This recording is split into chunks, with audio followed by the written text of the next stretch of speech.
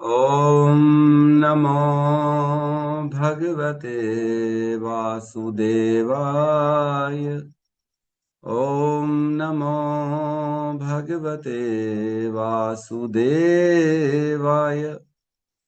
ॐ नमो भगवते वासुदेवाय। यः स्वानुभावम् अखिलं श्रुतिसारमेकम् आध्यात्मदीपम् अतितीर्षितां तमवन्धम् संसारिणां करुणयः पुराणगुह्यम् तं व्याससूनम् उपयामि गुरुं मुनीनाम्।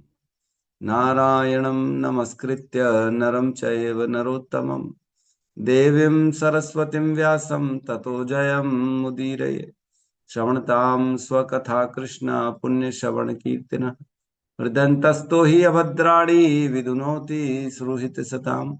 नष्टप्रायेषु अभद्रेषु नित्यं भागवत सेवया भगवती उत्तम श्लोके भक्तिर्भवती नैष्टिकी। श्रवणतः श्रद्धया नित्यं गृणतश्च स्वचेष्टितम् कालेन नातिदीर्घेण भगवान् विशते हृदि कृष्णाय वासुदेवाय देवकी नंदनाय च नंदगोपकुमाराय गोविन्दाय नमो नमः। नमः पंकजनाभाय नमः पंकजमालिने नमः पंकजनेत्राय नमस्ते पंकजांग्रिये। जय श्री कृष्ण चैतन्य प्रभु नित्यानंद श्री अद्वैत गदाधर श्रीवासादि गौर भक्त वृंद। हरे कृष्णा कृष्णा कृष्णा हरे हरे हरे राम राम राम हरे हरे। हरे कृष्णा कृष्णा कृष्णा हरे हरे हरे राम राम हरे हरे। हरे कृष्णा कृष्णा कृष्णा हरे हरे हरे राम राम राम हरे हरे।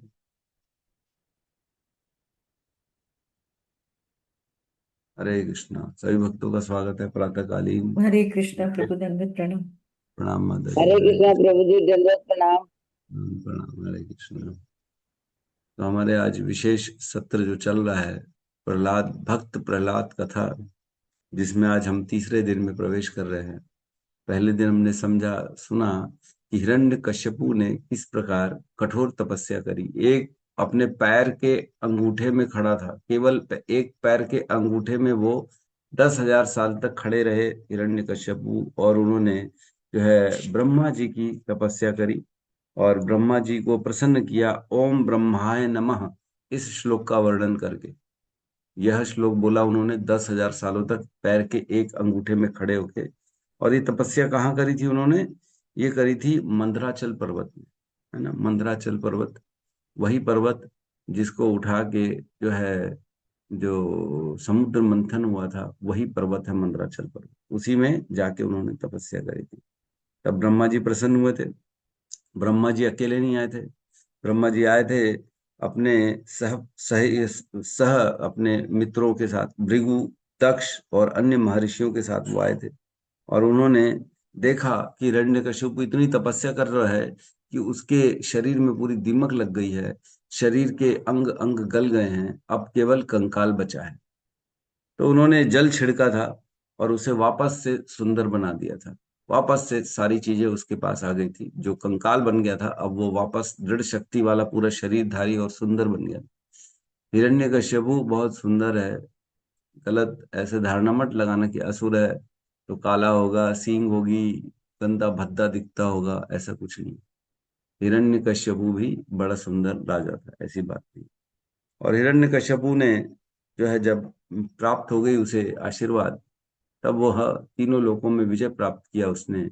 और नीचे जब नागलोक में गया था, तो नागलोक में उसने विजय प्राप्त करी, तो वहां उसको कयादु मिली। कयादु कयादु बड़ी जो है उसकी सुशील पत्नी थी। और धीरे से हम जान मैंने बताया, कल चर्चा हुई थी हमारी परसों, जिससे कि जो है वह तपस नहीं, सॉरी मैंने गलत बोल दिया। पहले शादी करी, फिर तपस्या करी, है ना। पहले नागलोक से शादी करी थी, फिर तपस्या करने गए, तभी प्रहलाद महाराज कयादु के गर्भ से उत्पन्न हुए। प्रहलाद महाराज 10,000 सालों तक नारद जी द्वारा उन्होंने शिक्षा ग्रहण करी भागवतम की, माता के गर्भ में रहते हुए। और उसके बाद जो है जब हिरण्यकशिपु वापस आए, तब उनका जन्म हुआ। और जब जन्म हुआ तब उन्हें फिर जो है पाठशाला में एडमिशन कराया गया, है ना, क्लास में स्कूल में एडमिशन कराता है, प्रेप स्कूल या जो है जो किंडर जॉय बोला जाता है, जो भी बोला जाता है बच्चों का जो जो होता है, बच्चों के स्कूल में डाला गया उसको। 4 साल 5 साल के प्रहलाद महाराज को डाला गया, जहाँ पे टीचर्स थे शुक्राचार्य के पुत्र संड और अमरक, इन दोनों की पाठशाला थी, जहाँ असुरों को जो है ट्रेनिंग देती है। असुर के सभी बच्चे आते थे वहां पे, स्कूल में एडमिशन लेते थे, वहां पढ़ाई चलती, है ना, गुरुकुल था बेसिकली, असुरों का गुरुकुल। तो वहां पे जाके इन्होंने ट्रेनिंग के लिए इसको एडमिशन करा दी प्रहलाद महाराज को। तो प्रहलाद महाराज सुनते तो सब थे और स्वीकार नहीं करते थे। सुनते भी थे, बताते भी थे, लेकिन ग्रहण नहीं करते थे, है ना। ग्रहण करना अलग चीज होती है, श्रवण कीर्तन और स्मरण मतलब उसको ग्रहण करना। तो ग्रहण नहीं करने से क्या होता है कि हम केवल सुना और बाहर निकाल दिया। तो यहाँ कह रहे हैं एडमिशन हो गया प्रहलाद महाराज का। तो एडमिशन हुआ, हफ्ते 10 दिन में ही फिर जैसे पिताजी पूछते बच्चे से, कैसे रहा बेटा, क्या पढ़ा आपने, कैसा लग रहा है, तो वैसे ही प्रश्न पूछा प्रहलाद महाराज से उनके पिता जो है हिरण्यकश्यपु ने, फेवरेट टॉपिक क्या है तुम्हारा, क्या सीख रहे हो तुम, तुम्हारा फेवरेट क्या रहा, तुम्हारे को टीचर्स ने क्या अच्छा सिखाया। तब उन्होंने बताया कि जो गृह जीवन, गृहस्थ जीवन अंधकूपम। पहले बार उन्होंने बताया अंधकूप है ये गृहस्थ जीवन, जो गृहस्थी में फंस रहा है वो चिंताग्रस्त है, और वह एक अंधे कुएं में गिर गया है जहां जल नहीं है और केवल कष्ट है। ऐसे व्यक्ति को सब त्याग कर वन में चले जाना चाहिए। ये ज्ञान दे रहे हैं अपने पिता हिरण्यकश्यपु को। तो हिरण्यकश्यपु ने आदेश दिया कि ये कुछ गड़बड़ चल रही है तुम्हारे पाठशाला में, कोई बाहरी तत्व आके मेरे बच्चे को गलत ज्ञान दे रहा है, कोई वैष्णव आ रहा है लग रहा है, और असुरों को भड़का रहा है, मेरे पुत्र को ऐसा गलत सलत उसने सिखाया है। तो षंड और अमरक को जो है आदेश दिया गया कि सिक्योरिटी बढ़ा दो स्कूल की, कोई बाहर का तत्व घुस रहा है और बच्चों पे गलत शिक्षा दे रहा है। तो ठीक है, स्ट्रिक्ट कर दिया गया वहां पे, और लोगों को तैनात कर दिया गया, और जो है स्ट्रिक्ट हो गए, किसी बच्चों को बाहर के लोगों से मिलने नहीं दिया गया। और फिर षंड और अमरक ने दोबारा पढ़ाई चालू कराई, और उन्होंने सारे जो है ज्ञान देना चालू किए धर्म अर्थ काम का, है ना, मोक्ष का तो दिया नहीं, धर्म अर्थ काम जो इनका धर्म था, राजनीतिक धर्म उसकी बात चल रही, राजनीतिक धर्म का और अन्य अन्य ज्ञान दिया उन्होंने, है ना। और उसके बाद जो है कुछ समय बीता, ठीक है, फिर उसके बाद दोबारा जो है उनसे जो हमने कल पहुंचे थे कि दोबारा हिरण्यकश्यपु ने अपने पुत्र को गोद में बिठा लिया, जो छोटे से प्रहलाद महाराज हैं। कुछ समय बाद फिर उनसे पूछा कि तुमने क्या सीखा, है ना, तुम्हारे को सबसे अच्छी शिक्षा बताओ, तुमने क्या ज्ञान प्राप्त किया अपने गुरुदेव से। तो सेकंड टाइम में फिर उन्होंने जो है श्लोक का वर्णन किया, जो हमने कल चर्चा करी थी 7.5.22 और सॉरी 7.5.23 और 24, जिसमें बताते हैं वो श्रवणम कीर्तनम विष्णु स्मरणम पाद सेवनम अर्चनम वंदनम दास्यम साख्यम आत्मनिवेदनम, नवदा भक्ति के उन्होंने प्रकार बताए कि 9 प्रकार से व्यक्ति भक्ति कर सकता है। इति पुंसार पिता विष्णु भक्तिश्चे नवलक्षण क्रियते भगवत यथा तन्मन्ये अदितम उत्तमम।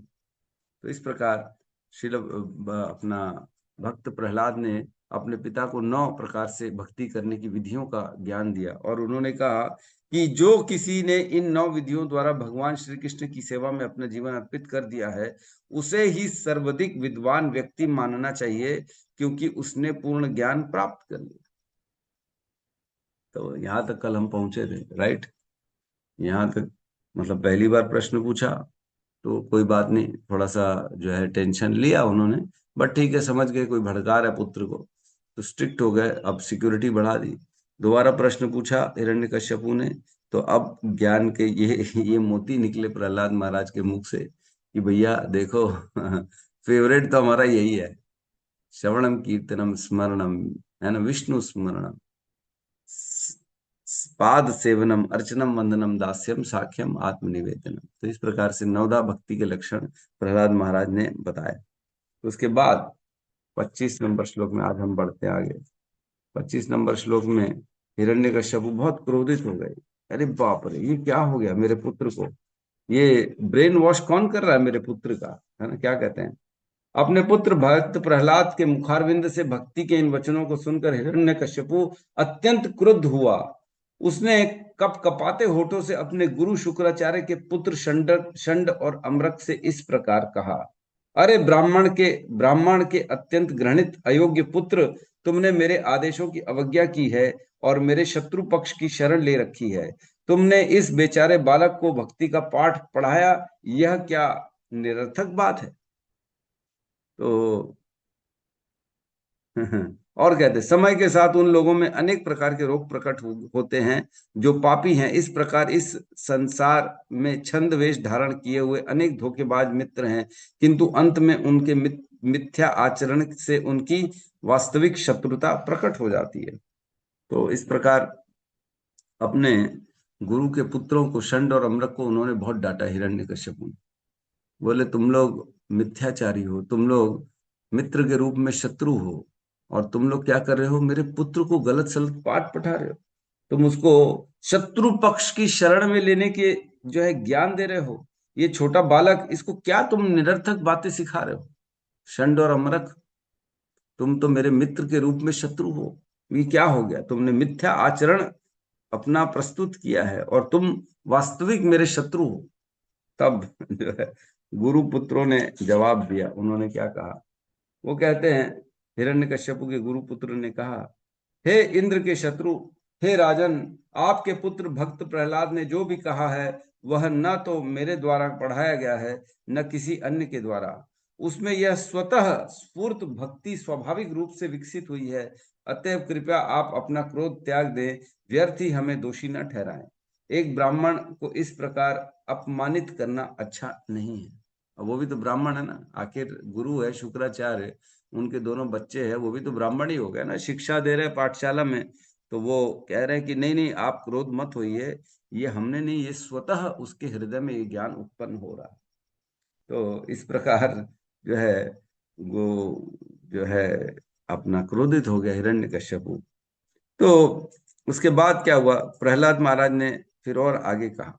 प्रहलाद महाराज 30 नंबर श्लोक में कहा, भक्त प्रहलाद ने उत्तर दिया, अपनी असंयमित इंद्रियों के कारण जो व्यक्ति भौतिकवादी जीवन के प्रति अत्यधिक अभ्यस्त होते हैं वे नरकगामी होते हैं और बार बार उसे चबाते हैं जिसे पूर्व में ही चबाया जा चुका है।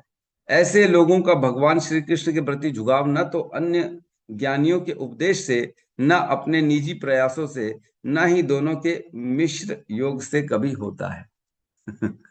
ओ प्रहलाद महाराज कह रहे, ओ ये लोग तो बहुत ज्यादा इंद्रियों के जो है अपने इंद्रिय तृप्ति में फंसे हुए हैं, भौतिकवादी जीवन जी रहे हैं। ये लोगों को क्या पता है कि भगवान के प्रति जो है ना, ये लोग उसी को चबाते बार बार, है ना, उसी को। ये बड़ा पॉपुलर श्लोक है, पुनश्चर्विता चरवाणा नाम, मतलब पुनः पुनः चर्वित चरवाणा नाम, मीन्स बार बार उसी को चबाते हैं जो चबाया हुआ। एक ही, पहले छोटे थे तो हम वो च्युइंगम खाते थे, है ना, आप लोगों ने भी खाया होगा।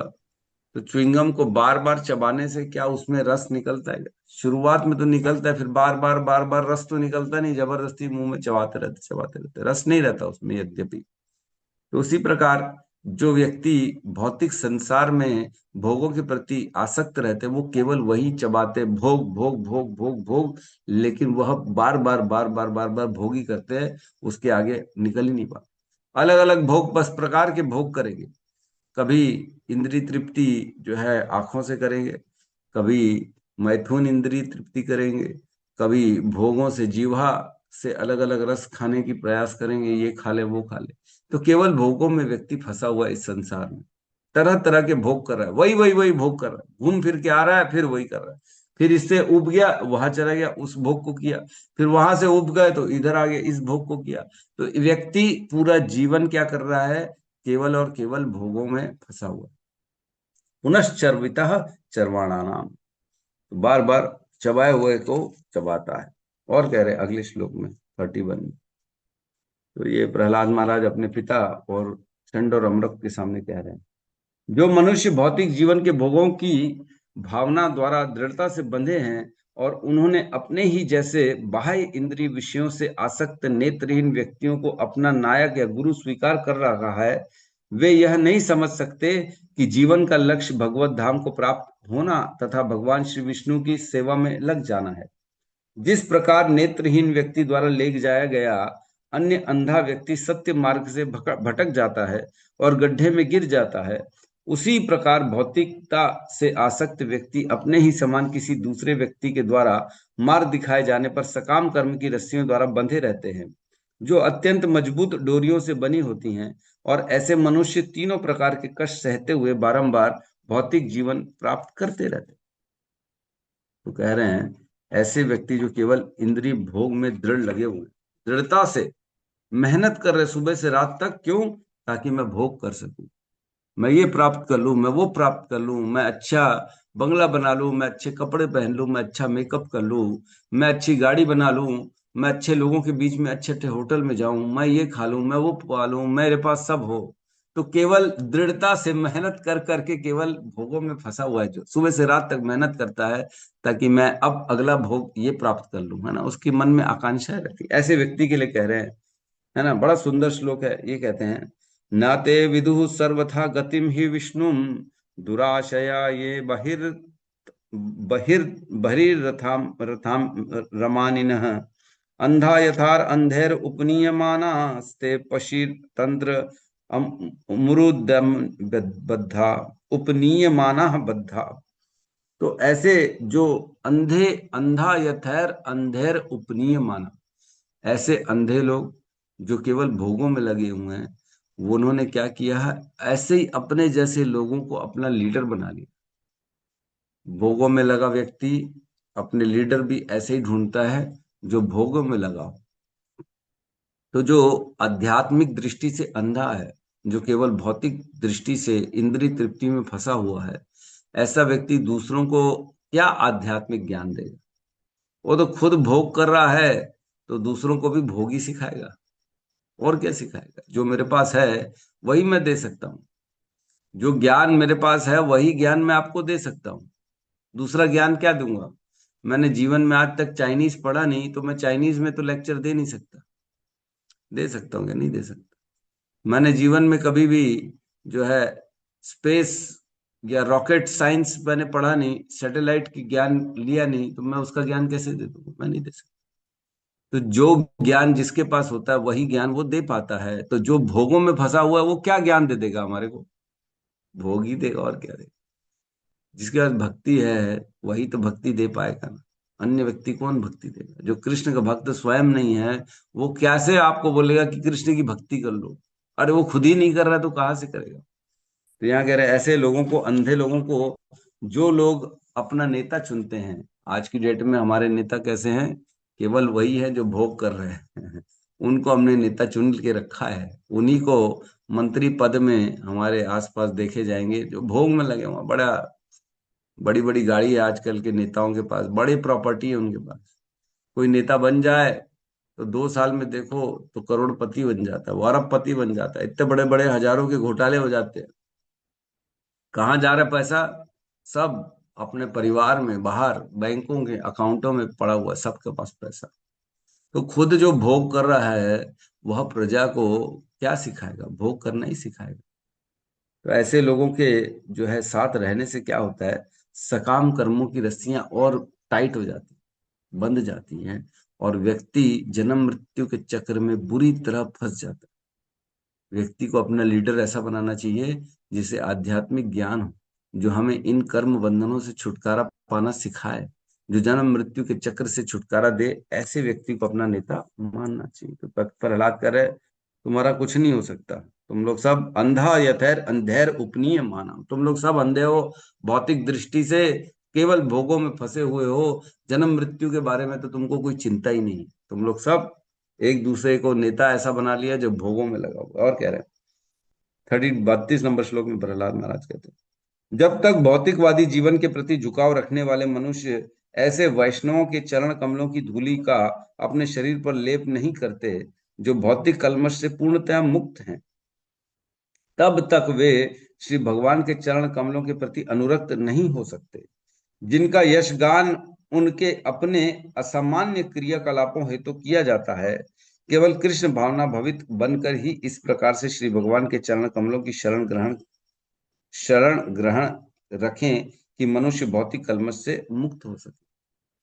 तो कह रहे हैं, जब तक व्यक्ति का झुकाव वैष्णवों के प्रति नहीं होता है, जब तक कोई व्यक्ति वैष्णवों के चरणों की धूलि को अपने मस्तक पे धारण नहीं करता है, तब तक उसका उद्धार होना असंभव है।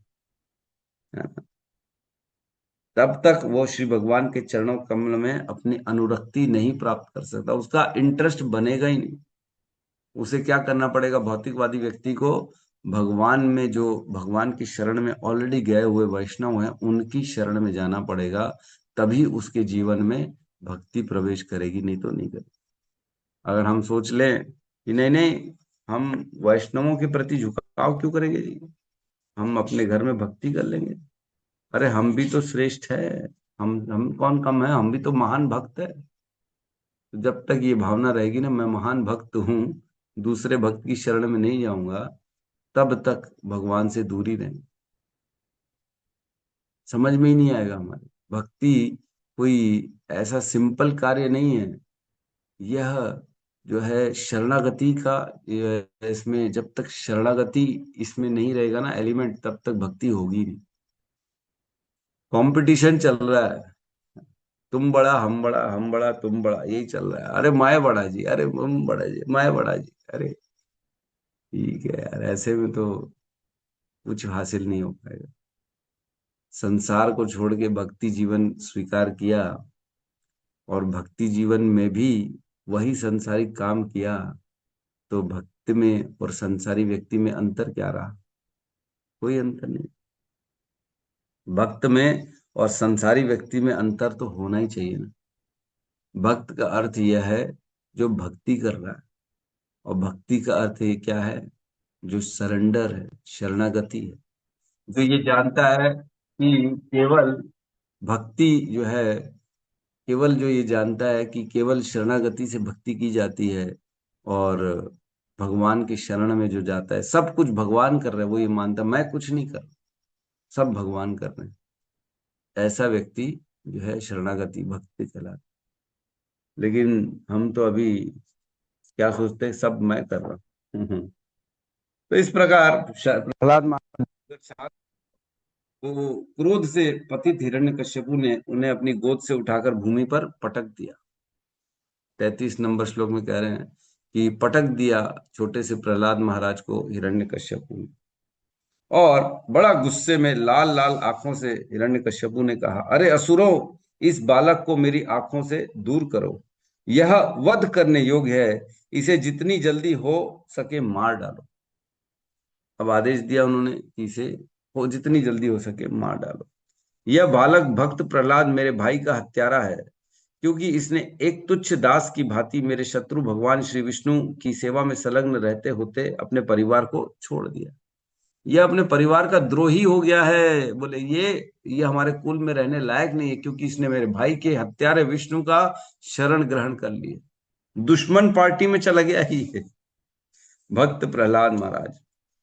तो इसमें लिखा है, यद्यपि भक्त प्रहलाद महाराज केवल 5 वर्ष का है, किंतु इस अवस्था में उसने अपने माता पिता के स्नेह संबंध को त्याग दिया।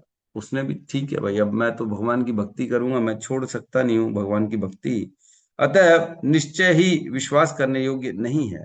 कौन कह रहा है? उनके पिताजी कह रहे हैं, ये विश्वास करने योग्य है ही नहीं आदमी, इस पर विश्वास नहीं किया जा सकता कि यह भगवान विष्णु के प्रति भी उत्तम रीति से आचरण करेगा।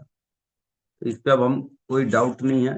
अब इसको हम जो है वो अपना, ये अपने विरोधी हो गया है, घर का जो है बोलते ना भेदी हो गया, ये घर के ही हमारे जो है दुश्मन से मिल गया है। अब हम इसके ऊपर क्या विश्वास करें? तो क्रोधित हो गए उन्होंने, और उन्होंने आगे कहा हिरण्यकशिपु, यद्यपि औषधि जड़ी बूटी जंगल में उत्पन्न होने के कारण मनुष्य की श्रेणी में परिगणित नहीं होती, किंतु लाभप्रद होने पर अत्यंत सावधानी से रखी जाती है।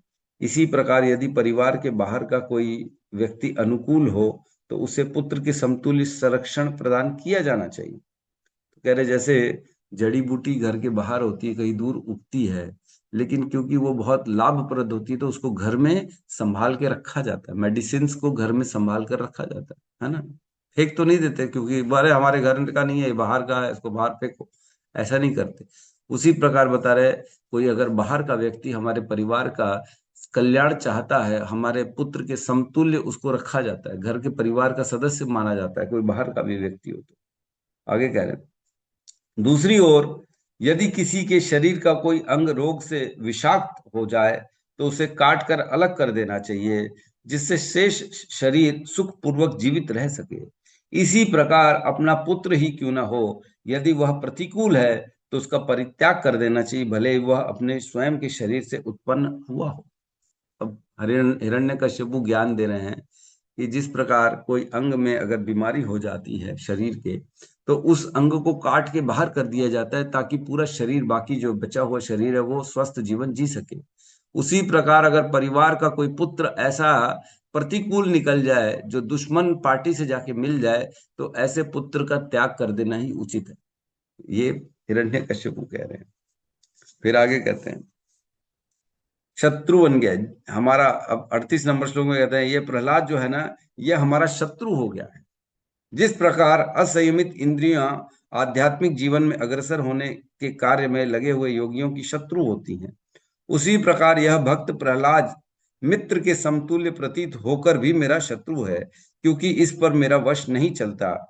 अतः खाते बैठते या सोते हुए सभी प्रकार से इस शत्रु को मार डाला जाए। तो क्या कह रहे हैं, जैसे असंयमित इंद्रियां किसी योगी के योग को भ्रष्ट कर देती है कि नहीं। अगर कोई योग करने की प्रयास कर रहा है, एकदम ध्यान लगा रहा है भगवान में, लेकिन उसकी इंद्रियां ही उसके कब्जे में नहीं है, बाहर से जो है छन छन छन छन करके किसी के पायल की आवाज आ रही है, तो मन में क्या चिंतन, अरे कौन जा रही है। उसका दिमाग योग में नहीं लग रहा है, उसका दिमाग बाजू में लग रहा है, कौन जा रही है, कौन आ रही है, कहाँ से आवाज आ रही है, क्या हो रहा है। तो इस प्रकार असंयमित इंद्रिय वाला कभी व्यक्ति योगी नहीं बन सकता। उसी प्रकार हमारा यह प्रहलाद भी हमारे घर का सदस्य नहीं बन सकता। यह हमारा शत्रु है, इसलिए इसका वध करना ही उचित है। तब उसके बाद क्या हुआ, अब जो है हिरण्यकश्यपु के आदेश से जो है उसके सेवकों ने उसे मारने का प्रयास किया।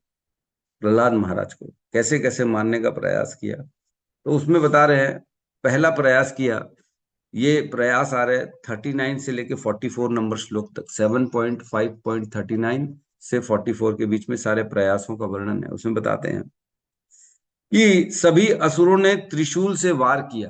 पहले पहले सोचो, पूरे जितने भी वहां पे इसके असुर जितने हिरण्यकश्यपु के थे, उन्होंने निकाला अपना अपना, और भक्त प्रहलाद के शरीर के कोमल अंगों पर त्रिशूल से वार करने लगे। और इन राक्षसों के चेहरे अत्यंत भयानक थे, दांत तीखे तथा दाढ़ी एवं बाल तांबे जैसे थे, और वे सब अत्यंत भयावने प्रतीत हो रहे थे।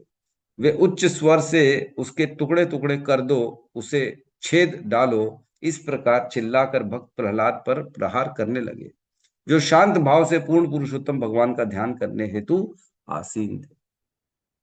वो बैठ गए और उन्होंने भगवान का ध्यान करना स्टार्ट कर दिया, भगवान का चिंतन में लग गए, और अन्य सभी इसके असुरगण जो थे, उन्होंने उनके ऊपर त्रिशूल से वार करना प्रारंभ किया। ऐसे व्यक्ति जिसके पास किसी पुण्य कर्म की कमाई नहीं होती, यदि वह कोई अच्छे कार्य करे भी तो उसका कोई परिणाम नहीं निकलता, है ना। इस प्रकार राक्षसों के हथियारों का भक्त प्रहलाद महाराज पर किसी भी प्रकार का प्रभाव नहीं पड़ा। तो प्रभाव ही नहीं पड़ा, इतना मार रहे इतना मार रहे, सोचो एकदम ऐसा लग रहा था बुलेट प्रूफ जैकेट पहन लिया उन्होंने मारे जा रहे हैं वो त्रिशूलों से, और उनको कुछ असर ही नहीं हो रहा, ऐसा हो रहा है। फिर आगे कहते हैं, अगले श्लोक में बताते हैं, 43 में बताते हैं क्या किया उन्होंने। तो हिरण्यकश्यपु ने अपने पुत्र को विशाल हाथी के पांवों के नीचे डालकर मारने का सोचा, फिर बड़े बड़े भयानक सांपों के बीच में छोड़ दिया उसको, तो भी कुछ नहीं हुआ।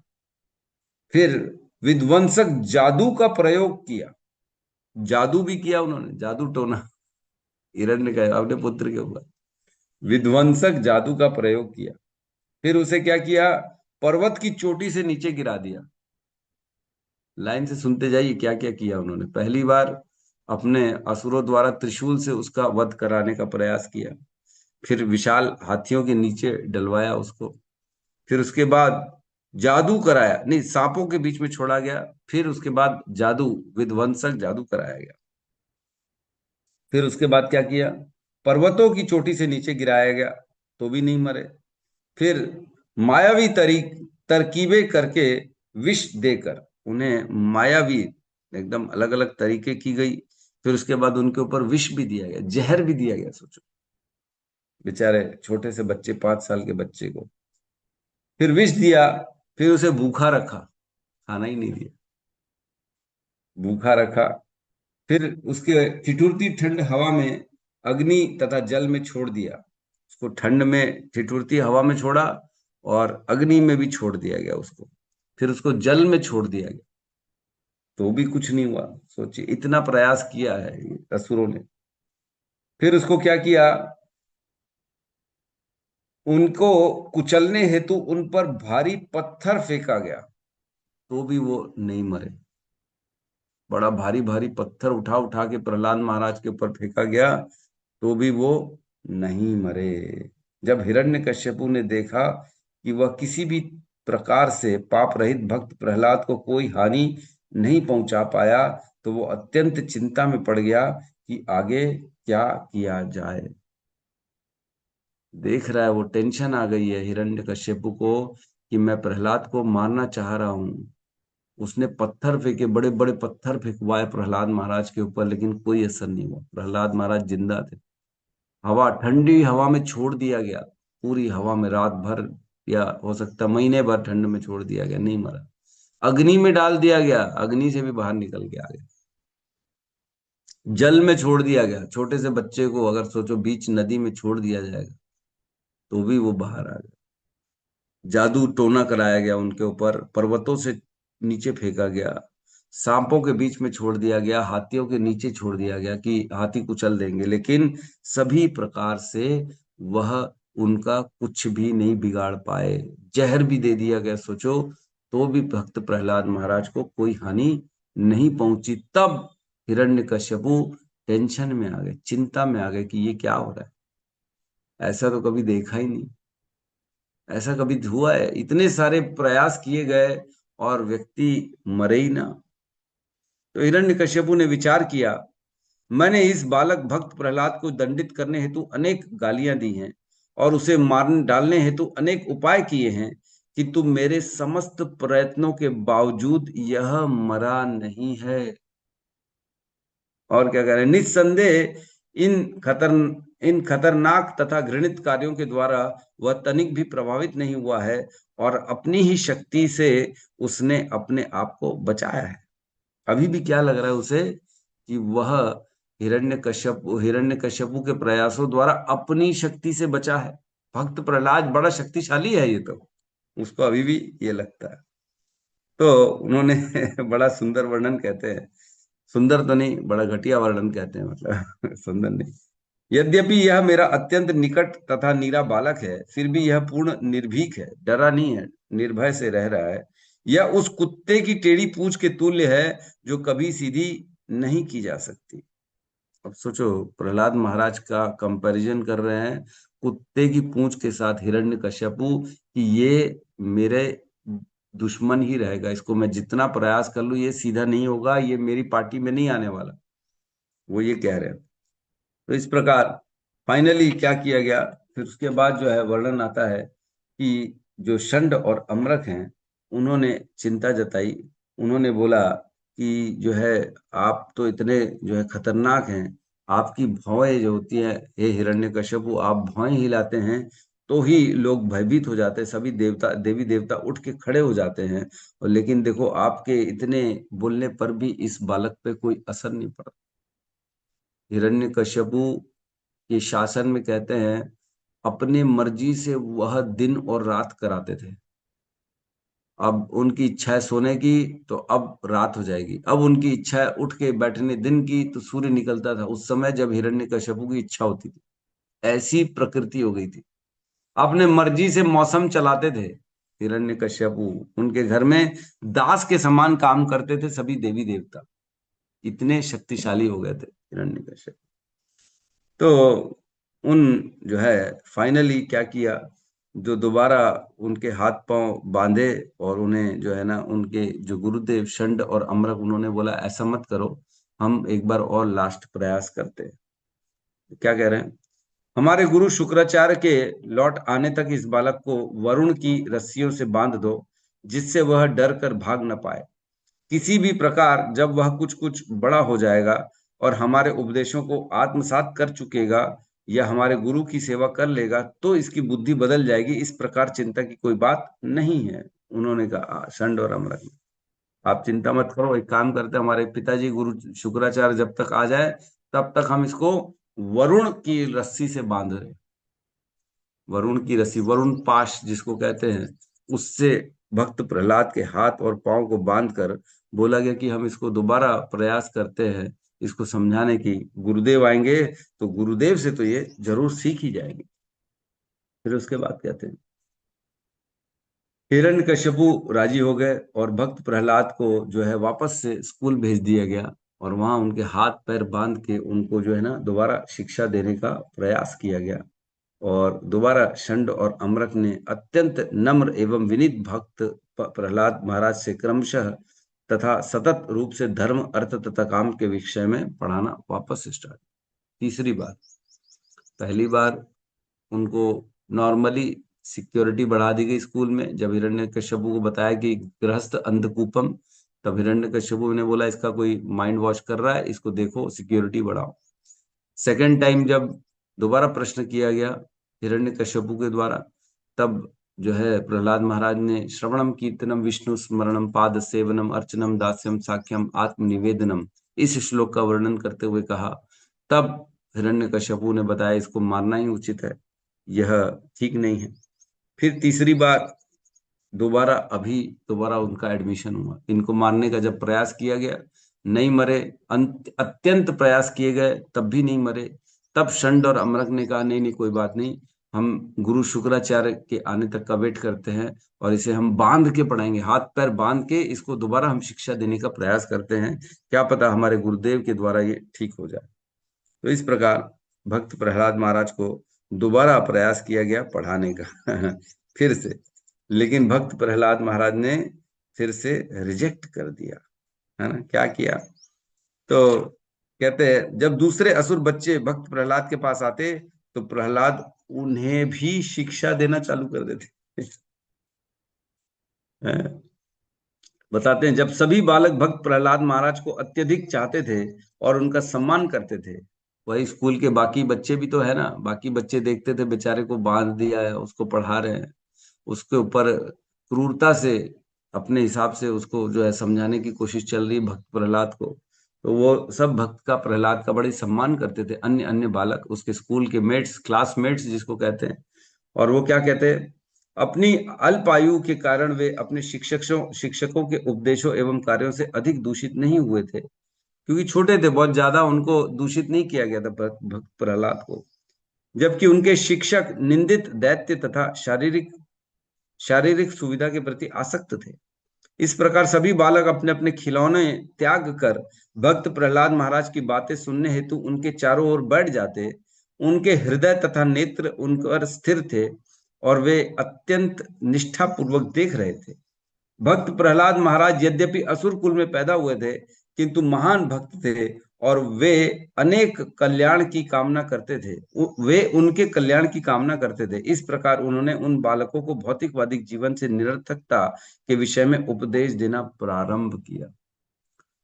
सोचो, अभी भी इतना लफड़ा हो गया इतना मारने का प्रयास किया भक्त प्रहलाद महाराज को, बांध दिया उसके हाथ पैरों को वरुण पाशों से, और फिर से शिक्षा देने के लिए उसको स्कूल में डाल दिया गया है। तो जब जब मौका मिल रहा है, षंड और अमरक गायब है, तब तक अन्य असुर बालक जब देखते अपने दोस्त को, भक्त प्रहलाद महाराज को बंधे हुए हालत में, उनको बड़ी दया आती, हाय हाय हमारा दोस्त देखो, कितनी इसकी बुरी हालत है, क्या हो रहा है इसके साथ। ऐसी स्थिति में भी भक्त प्रहलाद उनको भक्ति का उपदेश दे रहे। अब अपने दोस्तों को उपदेश देना उन्होंने चालू किया। तो ये स्कंद जो है छठे स्कंद में आता है कि भक्त प्रहलाद द्वारा अपने असुर सहपाठियों को उपदेश देना। तो उसमें पहले श्लोक से उपदेश देते हैं। तब बड़ा सुंदर, सबसे जानते हैं ये श्लोक, बहुत पॉपुलर श्लोक है, जिसमें कहते हैं कौमरम आचरेत प्रज्ञा धर्मान भागवत नीह सुदुर्लभ मनुष्य जन्म तदपि ध्रुवम अर्थदम। है ना? तो भक्त प्रहलाद ने कहा, पर्याप्त रूप से बुद्धिमान मनुष्य को चाहिए कि वह जीवन के प्रारंभ से ही अर्थात बाल्यकाल से ही अन्य सभी कार्यों को त्याग कर भक्ति के कार्यों का अभ्यास भक्ति कार्यों के अभ्यास में इस मानव शरीर का उपयोग करे। यह मनुष्य शरीर अत्यंत दुर्लभ है और अन्य शरीरों की भौतिक नाशवान होते हुए भी अर्थपूर्ण है, क्योंकि मनुष्य जीवन में भक्ति संपन्न की जा सकती है। यदि निष्ठापूर्वक किंचित भी भक्ति की जाए तो पूर्ण सिद्धि प्राप्त हो सकती है। पहला श्लोक छठे अध्याय का पहली शिक्षा उन्होंने अपने दोस्तों को दी, कौमरम आचरेत प्रज्ञा धर्मान भागवत नहीं। ये व्यक्ति, हर मनुष्य की जिम्मेदारी है कि वो बचपन से, छोटी उम्र से भक्ति का कार्य करे, धर्म का कार्य करे। क्यों? क्योंकि जिसने ये मनुष्य जीवन प्राप्त किया है वह यद्यपि दुर्लभ है, बहुत दुर्लभ है मनुष्य जीवन, लेकिन ये अर्थदम है। इससे जो सिद्धियां प्राप्त हो सकती है अन्य शरीरों से नहीं हो सकती है। इसलिए तुरंत भक्ति के कार्य में लगो, ये बताया उन्होंने अपने दोस्तों को। और फिर आगे कहते हैं, यह हमारे जो मनुष्य जीवन है उसमें कह रहे हैं, यह मनुष्य जीवन व्यक्ति को भगवत धाम वापस जाने का अवसर प्रदान करता है। मनुष्य जीवन ही एक ऐसा जीवन है जो भगवत धाम जाने का अवसर प्रदान करता है। अन्य योनियों में भगवत धाम जाने का कोई अवसर नहीं मिलता, किसी भी योनि में चले जाए। ये मैं नहीं कह रहा हूं, ये प्रहलाद महाराज कह रहे हैं कि मनुष्य जीवन व्यक्ति को भगवत धाम जाने का अवसर प्रदान करता है। अतः प्रत्येक जीव को, विशेष रूप से उसे जिसे मनुष्य जीवन मिला है, भगवान श्री विष्णु के चरण कमलों की भक्ति में प्रवृत्त होना चाहिए। यह भक्ति स्वाभाविक है, क्योंकि पूर्ण पुरुषोत्तम भगवान श्री विष्णु सर्वाधिक प्रिय आत्मा के स्वामी तथा अन्य सभी जीवों के शुभ चिंतक हैं। कह रहे हैं मनुष्य जीवन जिसको प्राप्त हुआ है, इसे ये सुअवसर प्राप्त हुआ है कि वो भगवत धाम जा सकता है। अपॉर्चुनिटी केवल और केवल ह्यूमन लाइफ में ही है भगवत धाम जाने की। अन्य जीवनों में कितना भी प्रयास कर लेंगे नहीं जा सकते, फिर तो वेट करना पड़ेगा मनुष्य जीवन का। 84 लाख योनियां ऑलरेडी हम वेट कर चुके हैं। सबने सबने हम सबने 84 लाख से भी अत्यधिक योनियां हमने क्रॉस कर लिया, क्योंकि ब्रह्मा जी को तो आए हुए कितने वर्ष हो गए इस ब्रह्मांड को, बीते बीते 50 वर्ष हो चुके ब्रह्मा जी को। 50 वर्ष ब्रह्मा जी के, तो ऑलरेडी हम इस संसार में, इस ब्रह्मांड में अनेक योनियों में है ना। कहाँ गए थे हम? जी तो रहे थे ना, अलग अलग पशु पक्षी, है ना, सांप बिच्छू मच्छर मक्खी, अनेक अनेक योनियों में थे हम। जिस भी जिस भी कीड़े को देखे, जिस भी पशु को देखे, जिस भी पक्षी को देखे, तो ये हमको एहसास करना चाहिए कि मैं भी एक दिन ये था। बंदर को देखे तो ये सोचना चाहिए मैं भी एक दिन बंदर ही था भाई। चिड़िया को देखे तो यही सोचना चाहिए मैं भी एक दिन चिड़िया था। मच्छर मक्खी कुत्ता बिल्ली चूहा घोड़ा गधा, सब हम होके आए हैं, हर योनि में हम रह के आ चुके हैं, यद्यपि हमें ये याद नहीं है। तो जिस भी योनि को देखें उसके कष्टों को देखें कि कितने कष्ट हैं उसकी योनि में। क्या हम दोबारा उस योनि में प्रवेश करने के लिए तैयार हैं? क्या हम चाहते हैं दोबारा उस जीवन को हम दोबारा स्वीकार करें? अगर हाँ, तो फिर तो भोगों में लग जाओ, कोई प्रॉब्लम ही नहीं। लेकिन अगर ना है, नहीं नहीं भैया हमसे ना हो पाएगा, ये सब गंदे जीवन हम ना जी पाएंगे, तो क्या करना पड़ेगा? यह मनुष्य जीवन जो मिला है ये सुअवसर है भगवत धाम जाने का। इसको काटने का, जन्म मृत्यु का जो चक्र चल रहा है, जिस हम एक पजल में फंसे हुए हैं ना। एक गेम वेम आता है ना जिसमें पजल में फंसाया जाता है। एक गार्डन था, हम लोग गए थे, कहाँ पे है, मेरे ख्याल से जयपुर में कि कहाँ, चंडीगढ़ में है। वो एक गार्डन में ना, ऐसे बड़े बड़े बड़े बड़े पेड़ होते हैं, उसमें प्रवेश करते ऐसे छोटी छोटी रास्ते होते हैं। फिर व्यक्ति थोड़ी देर अंदर जाता है ना, फिर रास्ते भूल जाता है, क्योंकि सब समान समान दिखता है। अब निकलने का, एग्जिट का रास्ता नहीं दिखता है उसको, कहाँ से निकले। वो बेचारा घूमता रहता है, वापस घूम घूम के वहीं आ जाता है, कभी इधर जाता है उधर जाता है, लेकिन निकलने का रास्ता नहीं मिलता। तो वैसे ही हमारे साथ है, अनेक योनियों में घूम घूम के आए हैं। फिर अगर वही करना चाहते तो दोबारा भोगों में फंसो, तो दोबारा वहीं पे घूमते रहेंगे, लेकिन भगवत धाम नहीं जा पाएंगे। तो इस प्रकार कहते हैं, आगे कहते हैं, भक्त प्रहलाद महाराज ने आगे कहा तीसरे श्लोक में, हे दैत्य कुल में उत्पन्न मेरे मित्रों, शरीर के संपर्क से इंद्रिय विषयों से जो सुख अनुभव किया जाता है, वह तो किसी भी योनि में अपने विगत सकाम कर्मों के अनुसार प्राप्त किया जा सकता है। ऐसे सुख बिना प्रयासों के उसी प्रकार स्वतः प्राप्त हो जाते हैं जिस प्रकार हमें दुख प्राप्त होते हैं। सर्वत्र सर्वत्र लभ्यते दैवाद्य यथा दुखम यत्न अयत्नम। जिस प्रकार दुख आते हैं अयत्न, बिना यत्न के दुख आते हैं, उसी प्रकार सुख भी आते हैं। तो व्यक्ति को अपनी इंद्रियों की तुष्टि के लिए प्रयास नहीं करना चाहिए। वो तो सुख तो स्वतः हर योनि में है, केवल इसके लिए क्यों प्रयास करना। और कह रहे हैं, केवल इंद्रिय तृप्ति या भौतिक सुख हेतु आर्थिक विकास द्वारा प्रयत्न नहीं करना चाहिए। केवल आर्थिक विकास इसीलिए कर रहे हैं कि इंद्रिय सुख बढ़ता जाए हमारा, ऐसा नहीं करना चाहिए, क्योंकि इससे समय तथा शक्ति की हानि मात्र होती है और कुछ वास्तविक लाभ नहीं मिल पाता। क्या हम ये समझ पाते हैं कि हम जो मेहनत कर रहे हैं अपनी लाइफस्टाइल और अपनी लग्जरी या अपनी इच्छा पूर्ति करने के लिए, एक्चुअल में इससे वास्तविक कुछ लाभ नहीं हो रहा है? क्या ये हम समझ पाते हैं? नहीं समझ पाते। यही कह रहे हैं हमारे प्रहलाद महाराज, कह रहे हैं कितना ही आर्थिक विकास क्यों न कर लिया जाए, अपने प्रयास क्यों न कर लिए जाए हमारे को भौतिक सुखों के लिए, लेकिन ये सुख से वास्तविक लाभ नहीं मिल पाता। यदि कोई कृष्ण भावनामृत के लक्ष्य को लक्ष्य बनाकर प्रयत्न करे तो वह निश्चित रूप से आत्म साक्षात्कार के आध्यात्मिक पद को प्राप्त कर सकता है। आर्थिक विकास में अपने आप को संलग्न रखने से कोई ऐसा लाभ प्राप्त नहीं होता। प्रहलाद महाराज कह रहे हैं, प्रयास कर रहे हैं, अरे भैया धन आ जाए, ये आ जाए, वो हो जाए, अरे मेरी एक इच्छा है ये पूरी हो जाए, वो हो जाए, वो हो जाए, सब लगे हुए मेहनत करे जा रहे हैं, लेकिन वास्तविक लाभ तो है ही नहीं। ये तो क्या चल रहा है, टाइम पास चल रहा है ना। वही चबाया जा रहा है जो ऑलरेडी पहले भी अनेक सारे योनियों में भोग करके आया है। आहार निद्रा भय मैथुन, यही तो कर रहे हैं इसमें भी, और क्या कर रहे हैं। थोड़ा थोड़ा भेद हो जा रहा है, और क्या।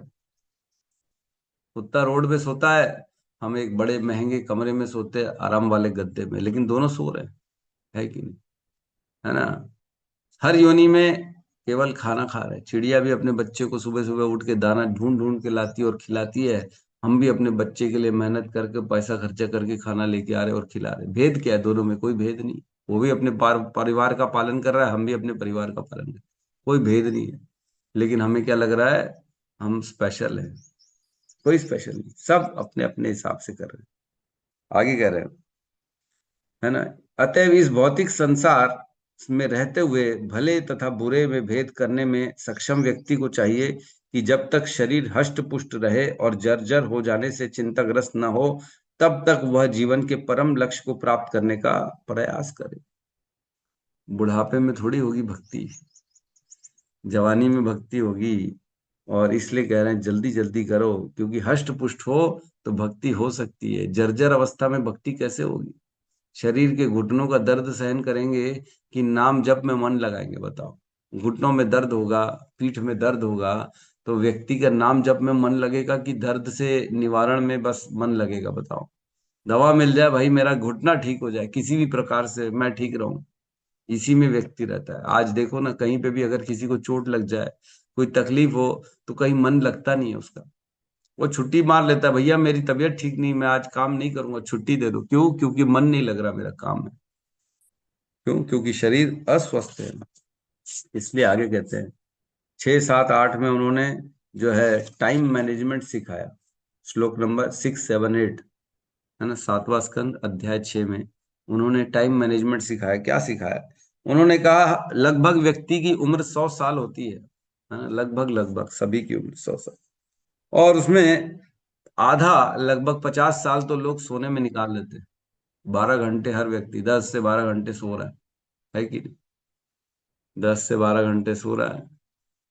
10 से 12 घंटे नहीं भी सो रहा है तो भी 10 घंटे सो रहा है, तो बाकी के 2 घंटे उसी की तैयारी रहती है ना, अपना अपना घर पार, अपना जो है शरीर का नहाना धोना, और जो है वॉशरूम जाना, इस तरह से सारी चीजें। केवल 12 घंटे तो निकल जाए।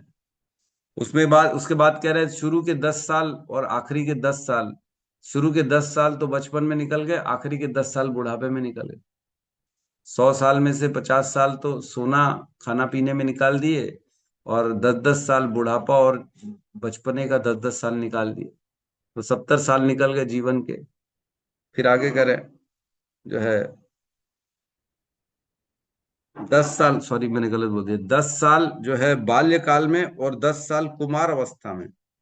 टोटल मतलब व्यक्ति को जो होता है 20 साल जब तक पहुंचता है, तब तक उसे अकल नहीं आती है, धीरे धीरे धीरे धीरे अकल आती है। तो शुरू के व्यक्ति जैसे बचपन से लेके 20 साल तक ये माना जाता है इसको इतनी बुद्धि नहीं आई है। 20 साल निकल गया, और आखिरी के बोल रहे 20 साल जो है वृद्धावस्था रहती है, इसलिए जो है वो 20 साल निकाल दो, तो बचता कितना है? केवल 10 साल बचते व्यक्ति को, जिसमें वो वाकई में कुछ काम कर सकता है।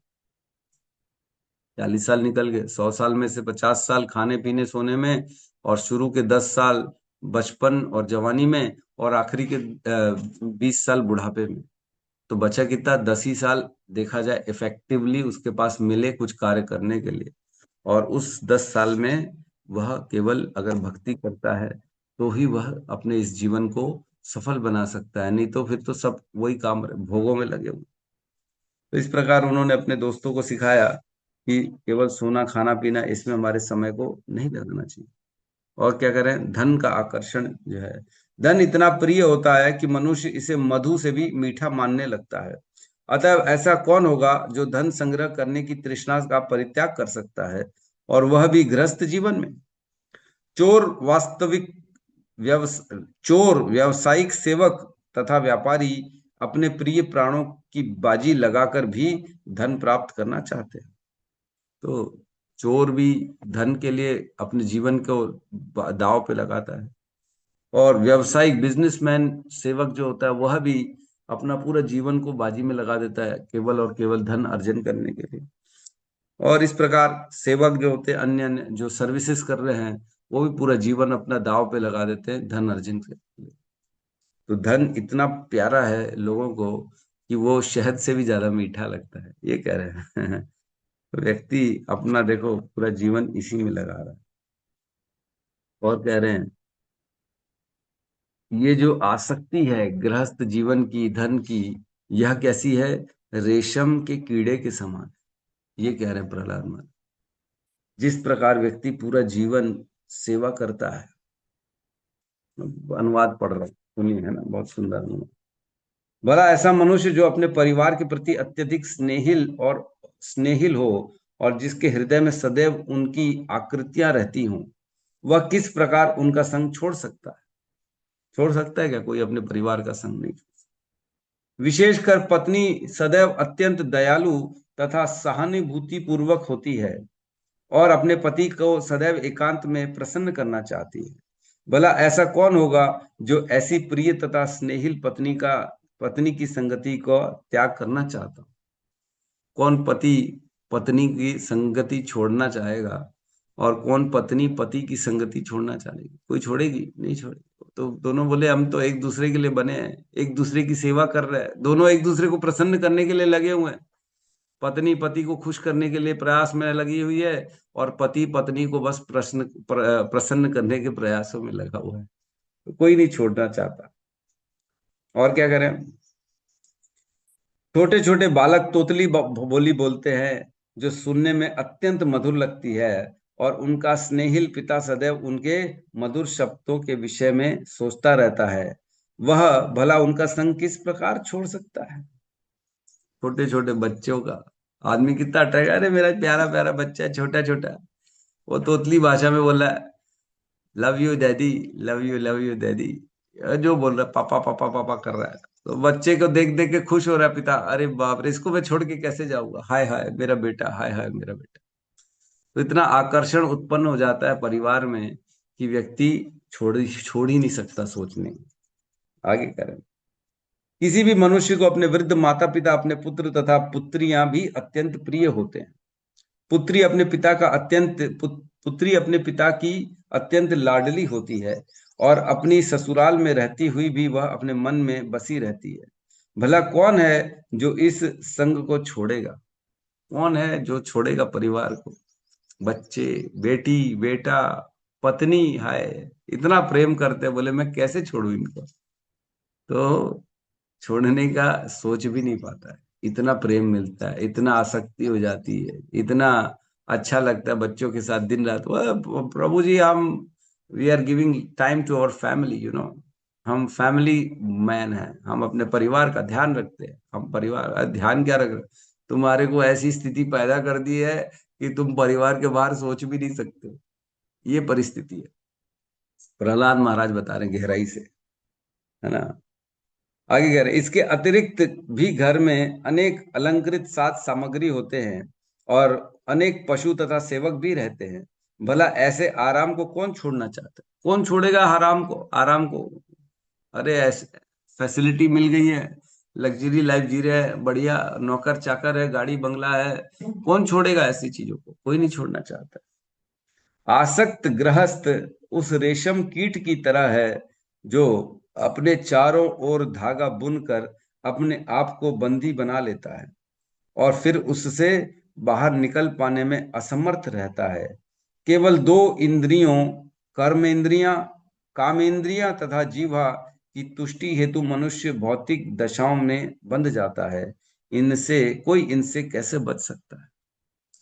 केवल काम की इच्छा, पुरुष और स्त्री के संग, और जो है इंद्रिय तृप्ति, है ना, काम इच्छा तथा जीवा, जीवा जो रस है, इन दोनों के चक्कर में व्यक्ति परिवार को इतना ज्यादा आसक्त बन जाता है परिवार के प्रति, कि यही अपना मान के बैठता है।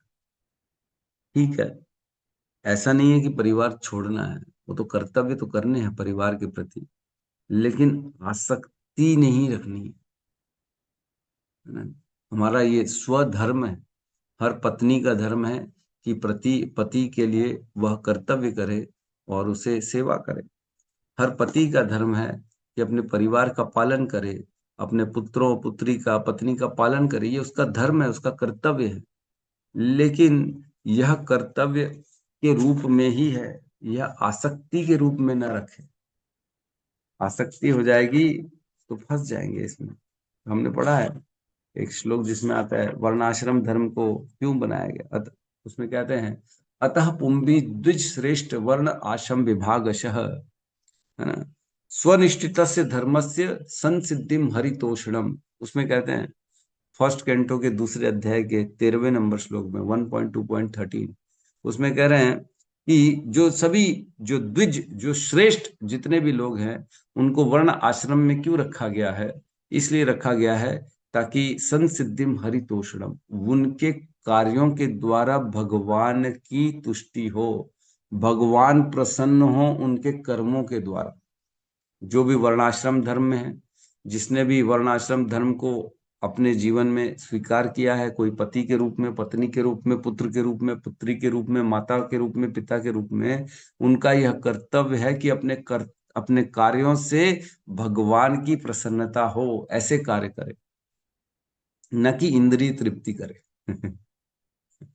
इंद्रिय तृप्ति करेंगे तो रेशम के कीड़े के समान बन जाए, है ना। तो हमें रेशम का कीड़ा नहीं बनना है, हमें कर्तव्य करने हैं, सभी को सही मार्ग का दर्शन देना है, सभी को ज्ञान देना, अपने परिवार वालों को, कि आपको भी भगवत धाम जाने के लिए भक्ति करनी चाहिए, उनके भी जीवन में भक्ति आए, ऐसे प्रयास करने चाहिए।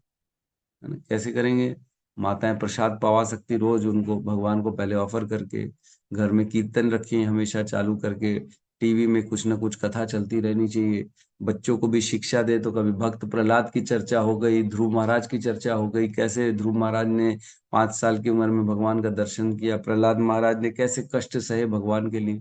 तो इस प्रकार की चर्चा करने से धीरे धीरे उनका चित्त जो है, उनका मन जो है, वो भक्ति के प्रति आकर्षित हो जाएगा। तो इस प्रकार का घर का माहौल रखने से क्या होगा? संसिद्धिम हरितोषणम, इसी से हरि की तुष्टि होगी, है ना। अन्यथा क्या होगा?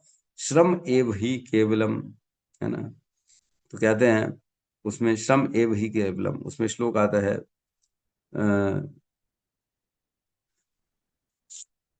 बड़ा सुंदर श्लोक है, मतलब भूलते जाना बड़ा मुश्किल हो गया। उसमें कह रहे हैं, धर्म स्वनिष्ठितः पुंसाम विश्वक्सेन कथासु यह न उत्पातयेत यतिरतिम श्रम एव ही केवलम, है ना। उसमें कह रहे हैं धर्म स्वनिष्ठितः पुंसम, जो हमारा स्वधर्म है वह यह है कि विश्वक्सेन कथासु यह, उसमें जो है भगवान विश्वक्सेन जो कृष्ण है, उनकी कथाओं में उन्हीं के प्रति हमारी रुचि होनी चाहिए, सभी कार्यों में ऐसा होना चाहिए। अदरवाइज क्या होगा? न उत्पाद ये यति रतिम, अगर भगवान में रति उत्पन्न नहीं होगी हमारे कर्मों से, तो श्रम एव ही केवलम, तो केवल वो नीरी मेहनत हो जाएगी, उससे रिजल्ट कुछ नहीं मिलेगा।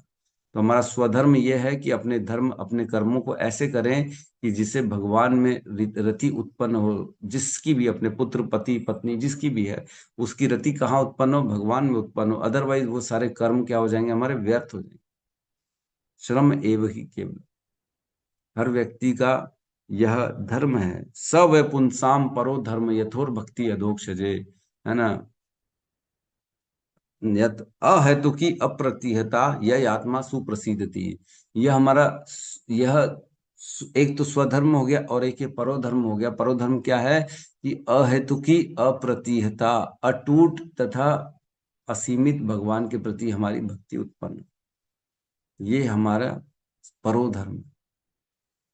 स वै पुंसाम परो धर्म यथोर भक्ति अधोक्षजे, अधोक्षजों के, अधोक्षज जो भगवान है उनके चरणों में हमारी भक्ति उत्पन्न हो, ये हमारा परम धर्म है, सबसे बड़ा धर्म यही है।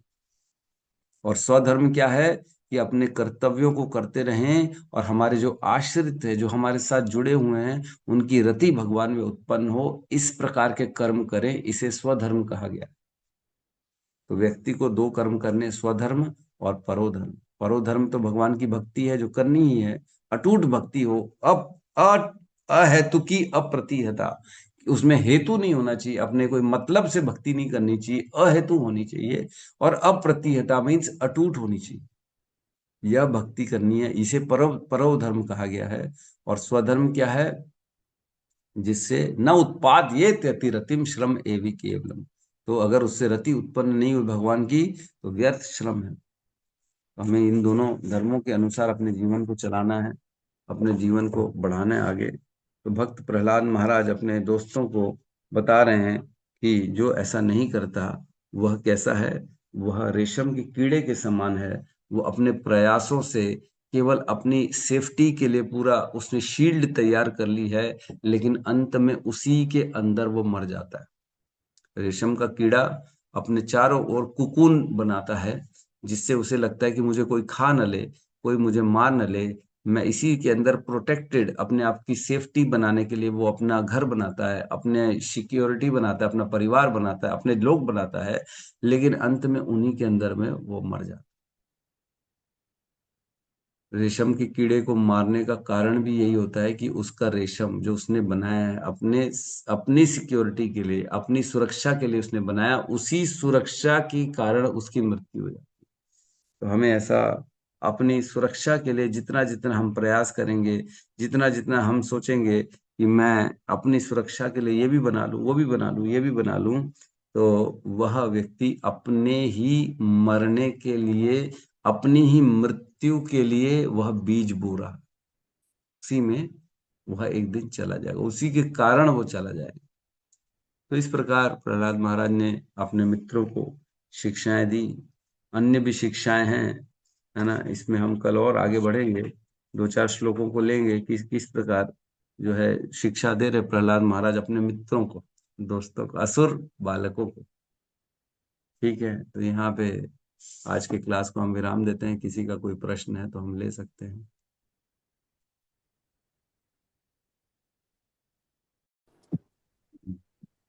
प्रभु जी, ये क्वेश्चन ये था मेरा कि जैसे हम हरि नाम दीक्षा लेते हैं, उसके साथ साथ ब्राह्मण दीक्षा भी होती बाद में, तो वो क्या जरूरी होता है? नहीं, कोई जरूरी नहीं। ब्राह्मण दीक्षा केवल एक फैसिलिटी है, एक प्लेटफॉर्म है।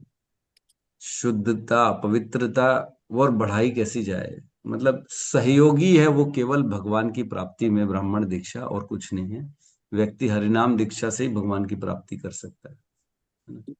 तो आप लोगों के लिए, मतलब सभी के लिए जरूरी नहीं है ब्राह्मण दीक्षा। ब्राह्मण दीक्षा केवल एक, जो भगवान की सेवा करना चाहता है और अपने आप को थोड़ा सा और फास्ट मान के चलो, जैसे होता है ना, फास्ट अपना काम हो जाए, जल्दी हो जाए, तो कुछ और एक्स्ट्रा कर दिया जाता है। तो बेसिकली वही है और कुछ नहीं है। तो आप भी हरिनाम, मात्र हरिनाम दीक्षा से व्यक्ति भगवान की प्राप्ति कर सकता है। ठीक है माता जी, कोई दीक्षा है ये जरूरी नहीं है लेना, की आवश्यकता नहीं है। यह सूर्येश्वरी। और भी कुछ प्रश्न है माता जी? कुछ कहना चाहती है मधुनंदिनी माता जी? प्रभु जी, हरे कृष्णा। ठीक है, थैंक यू। हरे कृष्ण। यह सूर्येश्वरी माता जी? दंडवत प्रणाम प्रभु जी, सब भक्तों को दंडवत प्रणाम प्रभु जी। हम्म। 13वां श्लोक बहुत अच्छा लगा, 7वें स्कंद के 6ठे अध्याय का 13वां श्लोक, कि यदि हम दो इंद्रियों को, कामेंद्रिय और जिह्वा को वश में कर लें, सबसे ज्यादा पतन ये दो इंद्रियां सबसे ज्यादा कराती हैं। ये जो सार समझ में आया बहुत, कि बाकी इंद्रियां तो सबको करना है, पर ये दो सबसे खतरनाक इंद्रियां हैं। जीवा बहुत और काम। जी, ये बहुत अच्छा लगा कि हम्म। शास्त्र कितना देते हैं प्रभु जी, पर हम लोग सच में, पर आपके माध्यम से सबको, हम लोगों को समझ में आ रहा है प्रभु जी, और इतने अच्छे से आप समझा रहे हैं। सही में हम, ऐसा नहीं कि हमने इसको पढ़ा नहीं, और वही हम जो कल कह रहे थे, उछल कूद कूद के पढ़ गए बस, पर अर्थ को इतने गहराई से नहीं लिया। जब आपकी वाणी कान में जाती है ना, तो सही में अंदर तक उतर रही है। बहुत बहुत धन्यवाद प्रभु जी, भगवान आपको बहुत, थैंक क्या यू। बोले, शब्द नहीं। सब गुरु के कारण हो रहा है, गुरु ने शक्ति दी है और कृष्ण ने माध्यम बनाया है। तो जिस व्यक्ति को जिस भी टैलेंट मिलता है उसका उपयोग भगवान की सेवा में करना चाहिए। तो हमें लगता है कि जो भी भगवान ने शक्ति दी है, टैलेंट इज अ शक्ति, तो जो जी हमें शक्ति मिली है उसे भगवान की सेवा में हमको लगाना चाहिए, क्योंकि उन्हीं के द्वारा मिलती है। और अगर किसी का जीवन परिवर्तन हो रहा है केवल हमारे इस क्लास में अटेंड करने से, तो इससे बड़ी और हमारे लिए कितना, और इससे अच्छी बात क्या हो सकती है हमारे लिए, कि हम किसी के जीवन में भगवान की भक्ति को दे पा रहे हैं। बहुत बहुत मेरे को संतुष्टि मिलती है। कल भी रात को 12, 12:30, 1 बज गया सोते सोते। मेरी पत्नी बोलती है, तुम तो पागल हो, 1 बजे सो रहे हो, 4 बजे फिर उठ जाओगे।" अरे मैंने कहा उठना तो पड़ेगा। तो भगवान की सेवा में सदैव लगे रहना चाहिए, यही मेरी सबसे विनती है। अपना पराया ना देखें। बहुत छोटा जीवन है। ये वो, ये अवरोध, वो अवरोध, ये सब देखेंगे ना तो जीवन छूट जाएगा। कब निकल जाएगा पता ही नहीं पड़ेगा। निकल गए ना, सबके जीवन से 25-50 साल निकले कि नहीं निकले आज तक? किसको उसका एहसास हुआ कि मेरे जीवन से इतना समय निकल गया? तो एहसास ही नहीं हुआ, पता ही नहीं पड़ेगा। तो आज अभी इसी समय जो करना है वो अभी करना है, और कल भी नहीं होगा। कल करेंगे, कल करेंगे, कल तो कभी किसी ने देखा नहीं, जो होगा आज हो। इसलिए हमें उठना पड़ेगा, बैठना पड़ेगा, भक्ति करनी पड़ेगी, नाम जप करना पड़ेगा, तभी हमारा जीवन सफल हो पाएगा। मेरी यही सबसे विनती है। कोई द्वेष ना रखें किसी से, किसी प्रकार का, ये मेरा दुश्मन, वो मेरा नहीं है, ये पराया है, ये गुटबाजी चल रही है, वो गुटबाजी चल रही है, सब छोड़ दें। ये सब में रखा क्या है? मेरे हृदय में परमात्मा बैठे हैं ना, मैं परमात्मा की सेवा कर रहा हूँ, बस मेरे परमात्मा मेरे को देख रहे हैं कि नहीं देख रहे हैं। हमको किसी और को दिखाने की क्या आवश्यकता? कोई मेरे को अप्रिसिएशन दे, कोई मेरे को जो है पद दे, कोई मेरे को जो है मेडल बना दे, इससे भगवान प्रसन्न होंगे कि मेरी भक्ति से प्रसन्न हो, मेरी सेवा से प्रसन्न हो। किससे प्रसन्न हो बताओ? इतना पढ़ने के बाद भी अगर हम ये नहीं समझ पाए तो ऐसे ज्ञान का क्या अर्थ, जो हमें संसार में पद प्रतिष्ठा, मोह और मद में फंसा दे। हमें भगवान के पीछे नहीं रहना, पब्लिक के सामने रहना ही नहीं। तो हमारे आचार्य ऐसे कितने सारे हुए, छोड़ छोड़ के भग जाते थे, है ना। माधवेंद्र पुरीपाद, वो रहना ही नहीं चाहते थे कि मेरा नाम होगा, लोग मेरे को प्रशंसा करेंगे, अरे लोग मेरी बढ़ाई करेंगे, बोले इससे अच्छा भगो यहाँ से, दूसरी स्थान में जाओ, है ना। अपना जो है, अपने जो पहचान थी छुपा देते थे ताकि लोग मेरी वाहवाही ना करें। ऐसे ऐसे आचार्यों के जो है परंपरा में हम हैं। और इतना अगर सुनने के बाद भी हम अपने जीवन को सही दिशा में नहीं लगाते हैं तो हम बड़े मूर्ख हैं। तो हमें भगवान की भक्ति में लगा। मैं आपकी बात नहीं कर रहा हूँ, सब आप तो सब श्रेष्ठ हैं, लेकिन यह समाज जो है, यह लोग जो है, अन्य अन्य लोग बेचारे सब परेशान हैं। हम भी अपनी भी बात कर रहे हैं। यस मुकेश प्रभु जी। हरे कृष्ण प्रभु जी, दंडवत प्रणाम। प्रणाम प्रभु जी, हरे कृष्ण। प्रभु जी, भक्ति में अभिमान कैसे हमारी भक्ति को नष्ट करता है, और हम अपने अभिमान को त्याग कर किस प्रकार से निस्वार्थ भाव से भक्ति कर सकते हैं, इसके बारे में थोड़ा सा बताएंगे। क्योंकि कभी कभी ऐसा होता है, हम छोटी छोटी सेवा करके या कुछ भी करके हमारे अंदर इतना अभिमान आ जाता है कि मैंने किया, मैं ही कर सकता हूँ। तो इसको हम कैसे त्याग कर सकते हैं प्रभु? बहुत सुंदर प्रश्न है प्रभु जी का, कि अभिमान से कैसे बाहर निकला जाए। क्योंकि हम सेवा भी कर रहे हैं ना, तो सेवा में भी माया धीरे धीरे प्रवेश करती है, और माया ये दिखाती है, अरे तू ही तो सेवा कर रहा है, तेरे बिना तो काम होगा ही नहीं रे पगले, थोड़ा तेरा नाम होना चाहिए, थोड़ा तेरे को सम्मान मिलना चाहिए। अभिमान आता है धीरे धीरे, मैं तो करने वाला हूं, मेरे द्वारा तो चल रहा है। आज सेंटर चलाने वाला कौन हूं? मैं हूं। मैं, ये मैं और मैं। तो रावण से जब पूछा गया कि रावण, आपका वध किसने कर दिया, तो वह रावण ने बोला, मुझको मैंने मारा। क्या बोला? मुझको मैंने मारा। अरे बोले मुझको मैंने मारा, कोई खुद को कैसे मार सकता है? तो बोले नहीं नहीं, मैंने खुद को नहीं, मेरे अहंकार वाले मैंने मुझको मार दिया, कि मैं ही सब कुछ हूं, मैं ही सब कुछ हूं, मेरे अलावा कोई नहीं है। ये भावना जो थी, यही भावना रावण को ले डूबी। किसी की सुनता नहीं था रावण, मेरे को बस मैं करता रहता था। उसी प्रकार दक्ष प्रजापति भी मैं करता रहता था। मैं बड़ा, शिव जी का अपमान कर दिया। शिव जी के गण ने बोला, नंदी ने श्राप दे दिया, बोले तुझको मैं ज्यादा है ना, तो मैं कौन करता है? बकरी करती है, तो एक दिन तू बकरी बन जाए। श्राप दे दिया नंदी जी ने। और वाकई में दक्ष प्रजापति, जो सती के पिता थे, उनका जब गर्दन कटी, तो उनके ऊपर फिर बकरी की गर्दन लगाई गई, बकरे की। मैं जो मैं ज्यादा करता है उसका हालत यही हो जाता। मैं हमको नहीं करना चाहिए। नहीं तो दक्ष प्रजापति सोचो, जो इतना बड़ा राजा था, कौन उसके सामने नहीं झुकता था? सोचो, पूरी पृथ्वी में जनसंख्या बनाने वाले वही दक्ष प्रजापति थे। सोचो, दक्ष प्रजापति जो ब्रह्मा जी से पुत्र हुए, शिव जी भी ब्रह्मा जी के पुत्र हुए, और शिव जी दक्ष के दामाद हुए। तो शिव जी को भी ऊपर समझते थे अपने आप को, दक्ष प्रजापति। तो ऐसा व्यक्ति जो पूरे पृथ्वी पे शासन करता था, दक्ष प्रजापति, उसकी भी स्थिति क्या हो गई?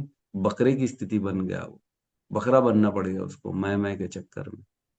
तो हर बार हमें जो है ना, अपने मैं को बाहर करना चाहिए, और हमारी यही हमारी भावना रखनी चाहिए कि मैं योग्य नहीं हूँ।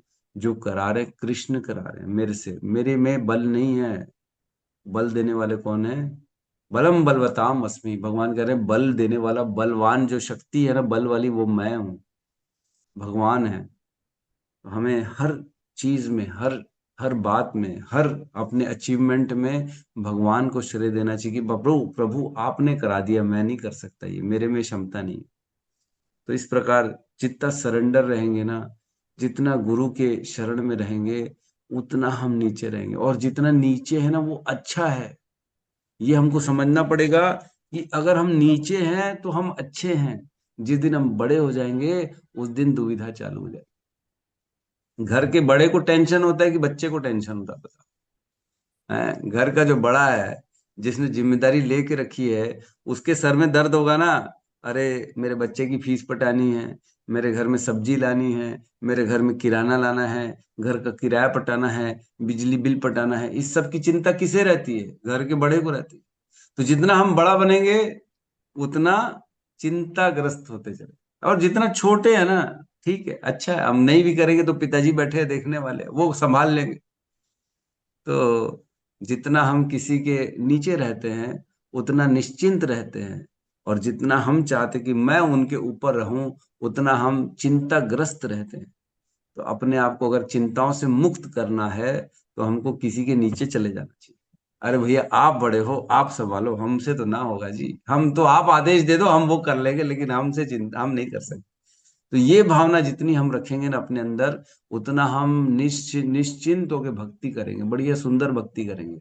और जितना बड़ा बनाएंगे उतना हम अभिमान में आएंगे, जिम्मेदारियों में आएंगे, उतना हम चिंतित रहेंगे, उतना हमारे को लगेगा करने वाला मैं हूँ, कल भी मैं करूंगा, परसों भी मैं करूंगा, मैं ही तो हूँ, मैं ही तो गाइडेंस दे रहा हूँ, मैं ही तो ये कर रहा हूँ, मैं ही तो सेंटर चला रहा हूँ।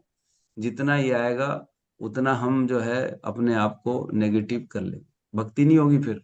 ये माया है, एक्चुअल में अभी माया में फंस रहा है जो आदमी को लग रहा है ना मैं कर रहा हूँ, वो माया में बेसिकली, वो भक्ति में नहीं है, माया उसको पकड़ रही है। तो जी प्रभु अभिमान जी, को, कभी कभी ऐसा होता है कि हमें गाइडेंस भी मिलता है तो हम उसमें भी ये करते हैं कि क्यों सुने इनकी बात, ऐसा क्यों करे, ऐसा क्यों करे। तो यहाँ पर भी कहीं ना कहीं हमारा मन भटक रहा है और हम वहां से उनका गाइडेंस लेने में भी हमको हिचकिचाहट हो रही है, या फिर कंफ्यूज हो रहा है कि नहीं लेना है, हमको अपनी मनमानी करना है। शरणागति नहीं हो रहा है मतलब पूरी तरह से। ये एक्चुअल में माया की चाल चल रही है। माया आपके जीवन में कैसे प्रवेश करती है? ऐसे ही प्रवेश करती है कि मैं इसकी क्यों सुनूं, मैं जी क्यों जी। सुनूं। तो ये माया है, ये भाव लाती है कि मैं इसकी ना सुनूं, मैं करूंगा, मैं इंडिपेंडेंट हूं, मेरी चले, मैं हूं करने वाला। ये माया का प्रकोप है। और माया धीरे धीरे आपको, हमारे को पतन करने के लिए ये सब भाव लाती है, अभिमान की भावना लाती है। तो अभिमान से जितना हम गुरु के शरण में रहेंगे, श्रवण करेंगे, उतना इनसे बचते रहेंगे। गुरु का काम ही यही है कि हमें कैसे भी करके इस अभिमान से दूर करना। गुरु आपको नीचे लाता है, अरे तू कुछ नहीं करता, तू क्या करेगा? तो वो आदमी को लगता है हाँ हाँ हाँ, मैं तो कुछ नहीं करता हूँ। तो गुरु के शरण में रहने से धीरे धीरे हम इन सब चीजों से बच सकते जी प्रभु जी, धन्यवाद प्रभु जी, हरे कृष्णा। हैं। हरे कृष्ण, हरे कृष्ण। यस, कृष्ण चंद्रिका माता जी। हरे कृष्ण प्रभु जी, धन्यवाद प्रणाम। प्रभु जी आज की क्लास मतलब बहुत अच्छी रही, मतलब काफी कुछ सीखने को मिला। तो मुझे उसमें से सबसे अच्छी पॉइंट जो लगी वो टाइम मैनेजमेंट जो प्रहलाद महाराज जी ने बताया। हमें लगता है कि हमारे पास बहुत टाइम है अभी भक्ति करने के लिए, वो घर में बोलते भी है कि अभी से इतना क्या करे। लेकिन अभी जब आपने बताया कि 50 साल सोने में, 10 साल बचपन में, फिर 10 साल कौमार्य अवस्था में, मतलब 10 साल बचे उसमें भी हम इधर उधर की बातों में लगा देते हैं, 5 साल तो ऐसे निकल जाते होंगे ऐसा लगा। तो वो लगा कि मतलब हम 5 साल ही भक्ति करेंगे ऐसे करके, इतने में हमारा क्या होगा, मतलब ये क्वेश्चन था मेरा, मतलब उसमें तो हम कुछ सीख ही नहीं पाएंगे ऐसे करके। आप भी जो है एकदम सारग्राही हो गए, जैसे परीक्षित महाराज थे ना, उन्होंने केवल कलयुग को नानो द्वेष्टि कलिम सम्राट सारंग इव सारभूप, है ना, कुशल्यान आशु सिद्ध्यंति नेत्राणि कृतानि यत्। परीक्षित महाराज ने जो है कलयुग को देख के वो उसका सार ग्रहण कर लिया कि नहीं, कलयुग जो है ये श्रेष्ठ है, इसमें द्वेष नहीं किया। सोचो, परीक्षित महाराज तो धर्म के प्रति निष्ठवान थे, उन्होंने कलयुग को क्या बोला, ये श्रेष्ठ है कलयुग, क्योंकि उसमें एक गुण है। ये एक गुण भी परीक्षित महाराज को इतना बड़ा दिख गया कि बोले नहीं ये श्रेष्ठ है, और उससे द्वेष नहीं किया उन्होंने। सारंग एवं सारभूक, उन्होंने केवल सार ग्रहण किया कलयुग का कि नहीं इसमें भी गुण है। तो उसी प्रकार हमारी कृष्ण चंद्रिका माता जी ने सार ग्रहण कर लिया कि नहीं नहीं, पूरे जीवन तो ऐसे ही निकल जा रहे, केवल 10 साल जो है इफेक्टिवली बचते हमारे पास। बिल्कुल सही कहा माता जी आपने। व्यक्ति की दृष्टि होती नहीं है, हम समझ ही नहीं पाते कि हम तो, हमको लगता है बहुत समय है, हम तो अभी तो जीना है परसों, आज का काम कल, कल कल का काम परसों, इतनी जल्दी क्या है जब जीना है बरसों। बरसों तो जीना नहीं है, निकल जाएगा समय। बहुत सुंदर माता जी, यस, बहुत अच्छा आपने पॉइंट को कैच कर लिया। इस पद्म प्रिय माता जी। हरे कृष्णा प्रभु जी, दंडवत प्रणाम। प्रभु जी, मन में तो मतलब इतना गदगद भर जाता है कि गुरु की प्रसन्नता के बिना मन रुकता ही नहीं। फिर हैंड रेस्ट ऊपर कर रही हूँ, फिर नीचे, मतलब ऐसा लग रहा है कि मैं गुरु की तारीफ नहीं करूंगी तो मैं अपने आप को कोसूंगी। मतलब इतना गहरा गहरा ज्ञान, सच में प्रभु जी, तात्पर्य में एक एक शब्दों में बहुत गहराई छुपी है प्रभु जी। 3 दिन से इतना स्पेशल क्लास आप दे रहे हो ना, बहुत अच्छा लग रहा है प्रभु जी। प्रभु जी, मेरी एक और रिक्वेस्ट थी कि वाचो वेगम उदर वेगम में एक आध दिन और क्लास दीजिएगा, कभी समय निकाल के। बहुत सुंदर क्लास प्रभु जी, बहुत अच्छी। धन्यवाद प्रभु जी। प्रिय माता जी, मैं वाकई में, मैं सच बता रहा हूँ, मेरे हृदय की बात बता रहा हूँ, मैं इसमें झूठ नहीं बोल रहा। मैं व्यास आसन में बैठ के झूठ नहीं बोला जाता। मैं पद्म प्रिय माता जी से बहुत प्रेरणा मिलती है मेरे को, बहुत बहुत। इन्होंने, इनका आचरण जो है ना, मेरे जीवन में बहुत बदलाव लाने का कारण है। इनसे मैंने बहुत सीखा है कि निष्ठा क्या होती है और गुरु के प्रति श्रद्धा क्या होती है। इन्होंने मेरे को सिखाया। मैंने बहुत जगह देखा है माता जी को, भले मेरी बहुत बात नहीं होती, ना के बराबर बात होती, कभी नहीं बैठते हम, मेरी बात नहीं होती इनसे, लेकिन फिर भी आचरण से समझ में आ जाता है इनकी श्रद्धा, इनकी निष्ठा भगवान के नाम के प्रति, भक्ति के प्रति, गुरु के प्रति, ये अकल्पनीय है। ये वाकई में, मतलब यही जान सकती हैं कि इनके अंदर में कितनी श्रद्धा है, और कोई नहीं बता सकता। जो कि मैंने कभी कभी मैंने ये महसूस किया है कि माता जी बहुत बहुत बहुत डेडिकेटेड है, बहुत। कितनी भी विपरीत अवस्था होती है ना माता जी की, तो भी वो जो अपने कार्य होते हैं भक्ति के, गुरु के, और अपने जीवन में, अपने घर में, वो सारा करती है माता जी। तो माता जी बहुत प्रेरणादायक है। माता जी सीखना चाहिए माता जी से हमसे। यस शिल्पा माता जी। हरे कृष्णा प्रभु, दंडवत प्रणाम। अद्भुत अद्भुत क्लास है प्रभु, कल मिस कर दिया था मैंने, ओवरलुक अरे हो गया था। मैंने रिकॉर्डिंग सुन लिया प्रभु, आपका एक क्लास मिस किया मतलब, तो मुझे लगता है हर रोज स्लिप होते जाते हैं, और आपका क्लास सुन लिया वापस बाहर आ जाते। मेरे साथ तो वही होता रहता है रोज। प्रभु, मेरा प्रश्न ये है कि गुरु की कृपा कैसे पाए? बिकॉज गुरु तो हमारे सामने तो, लाइक मेरा एग्जाम्पल दूं तो मेरे पास गुरु पर्सनली नहीं मिलता है, उनका संग, जो भक्तों का संग है वही थोड़ा बहुत मिल जाता है। तो गुरु की कृपा कैसे पाए दूर रह के प्रभु? हरे कृष्ण। माता जी का प्रश्न जो है बड़ा अच्छा प्रश्न है, लेकिन इतनी जल्दी उसका हम उत्तर नहीं दे सकते। गुरु की कृपा कैसे पाई जाए? तो दो प्रकार की सेवा होती है, एक वपु सेवा और वाणी सेवा, है ना। वप्पू सेवा होती है, उनको सामने रह के उनकी सेवा करना, जल अर्पित कर दिए बढ़िया, उनको पैर दबा रहे हैं, उनके जो है उनकी सेवा कर रहे हैं, उनके शरीर की सेवा कर रहे हैं। और एक दूसरी होती है वाणी सेवा, जो उन्होंने आदेश दिए हैं उसको पालन करना, जो वो चाहते हैं आपसे वो पालन करना। तो हमें प्रयास करना चाहिए कि एक एक गुरु का शब्द जो है उसको जीवन में उतारें, जो उन्होंने बोला है उसको यथारूप अपने जीवन में पालन करें। गुरु ने बोला खड़े होने, तो खड़े रहें। गुरु ने बोला बैठे, तो बैठे रहें। गुरु ने बोला ये करना चाहिए, करना चाहिए। गुरु ने बोला नहीं करना चाहिए, तो नहीं करना चाहिए। तो ऐसी निष्ठा होनी चाहिए गुरु के वचनों पे। एक थे दास्य रति, है ना, दास्य रति की कथा मैंने बहुत बार सुनाई है, तो अभी मैं इन शॉर्ट बता रहा हूँ। बहुत बड़े पंडित थे वो दास रति, वो गुरु के प्रति शरणागति थे। मेरे ख्याल से साउथ इंडिया में कोई इनसे कौन से आचार्य थे, वो उनके बहुत बड़े शिष्य थे दास रति। मैं नाम भूल रहा हूँ, किसी को नाम याद है क्या? कथा मैंने इसकी इनकी 2-3 बार बताई है। बड़े बहुत प्रकांड पंडित थे, और वो दास अपने गुरु के प्रति शरणागति थी। तो उनके गुरुदेव की पुत्री थी, वह पुत्री ससुराल गई, शादी हुई, और शादी होके उसकी जो सास थी वो उसको बहुत प्रताड़ना करती थी। अरे तुम्हारे गुरुदेव, तुम्हारे पिता तो इतने बड़े गुरु हैं, इतने 10,000 शिष्य हैं उनके, तुमको एक नौकर नहीं दे सकते, तुम ऐसे ही आ गई, ये आ गई। वो बड़ा बड़ा उसको प्रताड़ना करती रही।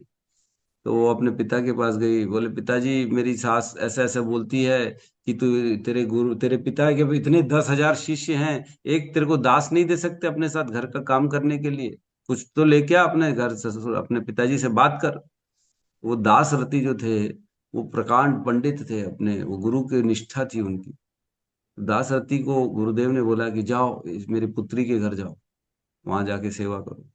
तो वो दासरथी जो थे वो इतने ज्ञानी थे, वो वेदों के सारा ज्ञान जानते थे, और वो अपने गुरु के आदेश मानकर उनकी पुत्री के दास के रूप में उनके ससुराल चले गए। और वहां जाके वो 1 साल तक दास का काम किए, बर्तन धो रहे हैं और झाड़ू लगा रहे हैं, पोछा कर रहे हैं। कौन? महान पंडित, वो बड़े प्रकांड पंडित थे, उनके राइट हैंड थे। तो ऐसा गुरु की शरणागति होती है। हमारे शास्त्र ये सिखाते हैं कि गुरु ने जो बोला वो अपने को दिमाग से सोचना नहीं है ना। तो वो उसकी कथा अच्छी है। उसमें फिर एक दिन आता है कि वह सब्जी लेने अपने जो है उनकी पुत्री के साथ, गुरुदेव की पुत्री के साथ जाते सब्जी लेने, सब्जी ले लेके घूम रहे हैं। तो एक पंडाल में जो है ना प्रवचन चल रहा था भगवान का। तो जैसे ही प्रवचन सुनने बैठ गए उनके घर वाले, तो ये भी बाहर बैठ गए, नीचे बाहर में जूतों वाले स्थान में, दास थे क्योंकि। तो वहां पे उन्होंने सुना कि ये जो प्रवचन बोल रहा है, वेदों का अध्ययन, जो श्लोकों का जो है ना पूर्ण रूप से सही व्याख्या नहीं कर रहा है। तो उन्होंने हाथ उठा के बोल दिया कि तुम भगवान के लिए कैसे बोल रहे हो, भगवान निराकार है, इस तरह का कुछ वर्णन हुआ। तो बोले नहीं नहीं। फिर ये हाथ उठा के बोले आप तो इस तरह से बोलना नहीं चाहिए, ये श्लोक का अर्थ ये है, वो है, वो है। तो घबरा गए घर वाले, बोले ये दास तुम्हारा जो है ये कैसा नौकर लेके आ गए, ये तो वेदों में ऐसा बात कर रहा है। तो वो जो व्यास आसन में जो बैठा था मायावादी सन्यासी, उसने इनसे जो है डिबेट चालू कर दिया दासरथी से। तो दासरथी तो बहुत महान पंडित थे, उन्होंने एक के बाद एक, एक के बाद एक के बाद एक ऐसा ऐसा तर्क दिया कि उसको पूर्ण रूप से खत्म कर दिया, उसके सारे वचनों को। और जो है स्वयं पूरी पब्लिक ने उनको व्यास आसन पे बिठा दिया। अरे बोले ये तो दासरथी है, सब पहचान गए, ये तो महान पंडित हैं, और ये यहाँ पे क्या कर रहे हैं। उनको बिठा दिया व्यास आसन में, फिर उनका प्रवचन शुरू। तो उस इस घर की जो सासू माँ थी और जो उनकी पुत्री थी, वो घबरा गई कि ये कौन हमारे घर में नौकरी करता है, बेचारा 1 साल से बर्तन धो रहा है, कपड़े धो रहा है हमारे घर के, और ये तो महान पंडित है। हमने इतना बड़ा कैसे ये अनिष्ट कर दिया, इतने बड़े जो है वैष्णव को, इतने बड़े जो है ज्ञानी को हम अपना नौकर बना लिए। तो कहने का अर्थ ये है, जो गुरुदेव के आदेश हैं उसके लिए सब कुछ पालन करना है। नौकर बनने बोले तो नौकर भी बनना पड़ेगा। ये होता है गुरुदेव की शरण में, है ना। तो इस प्रकार हमको प्रयास करना चाहिए गुरुदेव की वाणी को फॉलो करने की। हरी बोल। हाँ प्रभु, ये इंस्ट्रक्शन फॉलो करना तो ठीक समझा मैंने, लेकिन हमको डायरेक्ट इंस्ट्रक्शंस तो मिल नहीं रहे हैं गुरु से। तो गुरु से जो इंस्ट्रक्शन नहीं मिल रहे हैं, ऐसा नहीं है कि नहीं मिल रहे, मिल रहे हैं। गुरुदेव ने बोला है कि प्रभुपाद की बुक्स पढ़िए, प्रभुपाद के जो है नियम हैं वो, क्योंकि गुरुदेव के भी गुरुदेव वही हैं। और हमारे पास एज गुरुदेव शिल प्रभुपाद ने बोला है कि I will always live in my books, मैं हमेशा अपनी बुक्स में जीवित रहूंगा। आपको जब जब मेरा संग करना है, आप मेरी किताबें उठाइए, पढ़ें और मेरा संग करें। तो हमारे गुरुदेव का यही आदेश है कि हमें गुरुदेव जो शिला प्रभुपाद के बुक्स हैं उनके हिसाब से अपने जीवन को जीना है, उनके इंस्ट्रक्शंस के हिसाब से हमारे को जीवन को जीना है। तो जो भी हमारे संप्रदाय में जो आदेश मिल रहा है वो बेसिकली प्रभुपाद के ही हिसाब से मिल रहा है। तो जो प्रभुपाद के आदेश हैं वही आपके गुरुदेव के भी आदेश हैं, क्योंकि आप उसी संप्रदाय से जुड़ी हुई हैं। जी तो जो जी। प्रभुपाद के आदेश हैं उनको अपनाइए और अपने जीवन को चलाइए, उसी जी में जी। गुरुदेव प्रसन्न हुए। जी समझा। हरे कृष्णा। थैंक यू प्रभु। Thank you. यस आनंद दायनी माता जी। हरे कृष्णा। हरे कृष्णा प्रभु जी, दंडवत प्रणाम। हाँ माता जी। बहुत बहुत अपने हृदय से आपका आभार हूँ।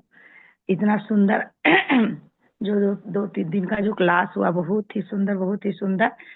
और हमारे पास औषधि रखी हुई है और हम खा नहीं रहे हैं, पड़ी हुई है, और हम बीमार से जर्जर हो रहे हैं।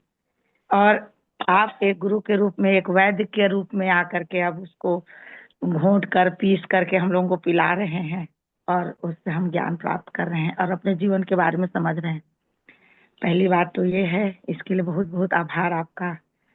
और दूसरी बात है, मधु नंदिनी माता जी के बारे में बताना चाह रही हूँ कि उनसे हम हमेशा मिलते थे और बताती थी मैं, आप क्लास कीजिए, क्लास कीजिए। तो मैं भागवतम पढ़ रही हूँ, पढ़ने के बाद क्लास करूंगी, फिर मैं आऊंगी, जरूर आऊंगी। अब देखिए मेरे को भी इतना अच्छा लगता है, क्लास में जुड़ती हैं, प्रश्न करती हैं, अपना हृदय की बात बताती हैं, उनको कितना लाभ हो रहा है।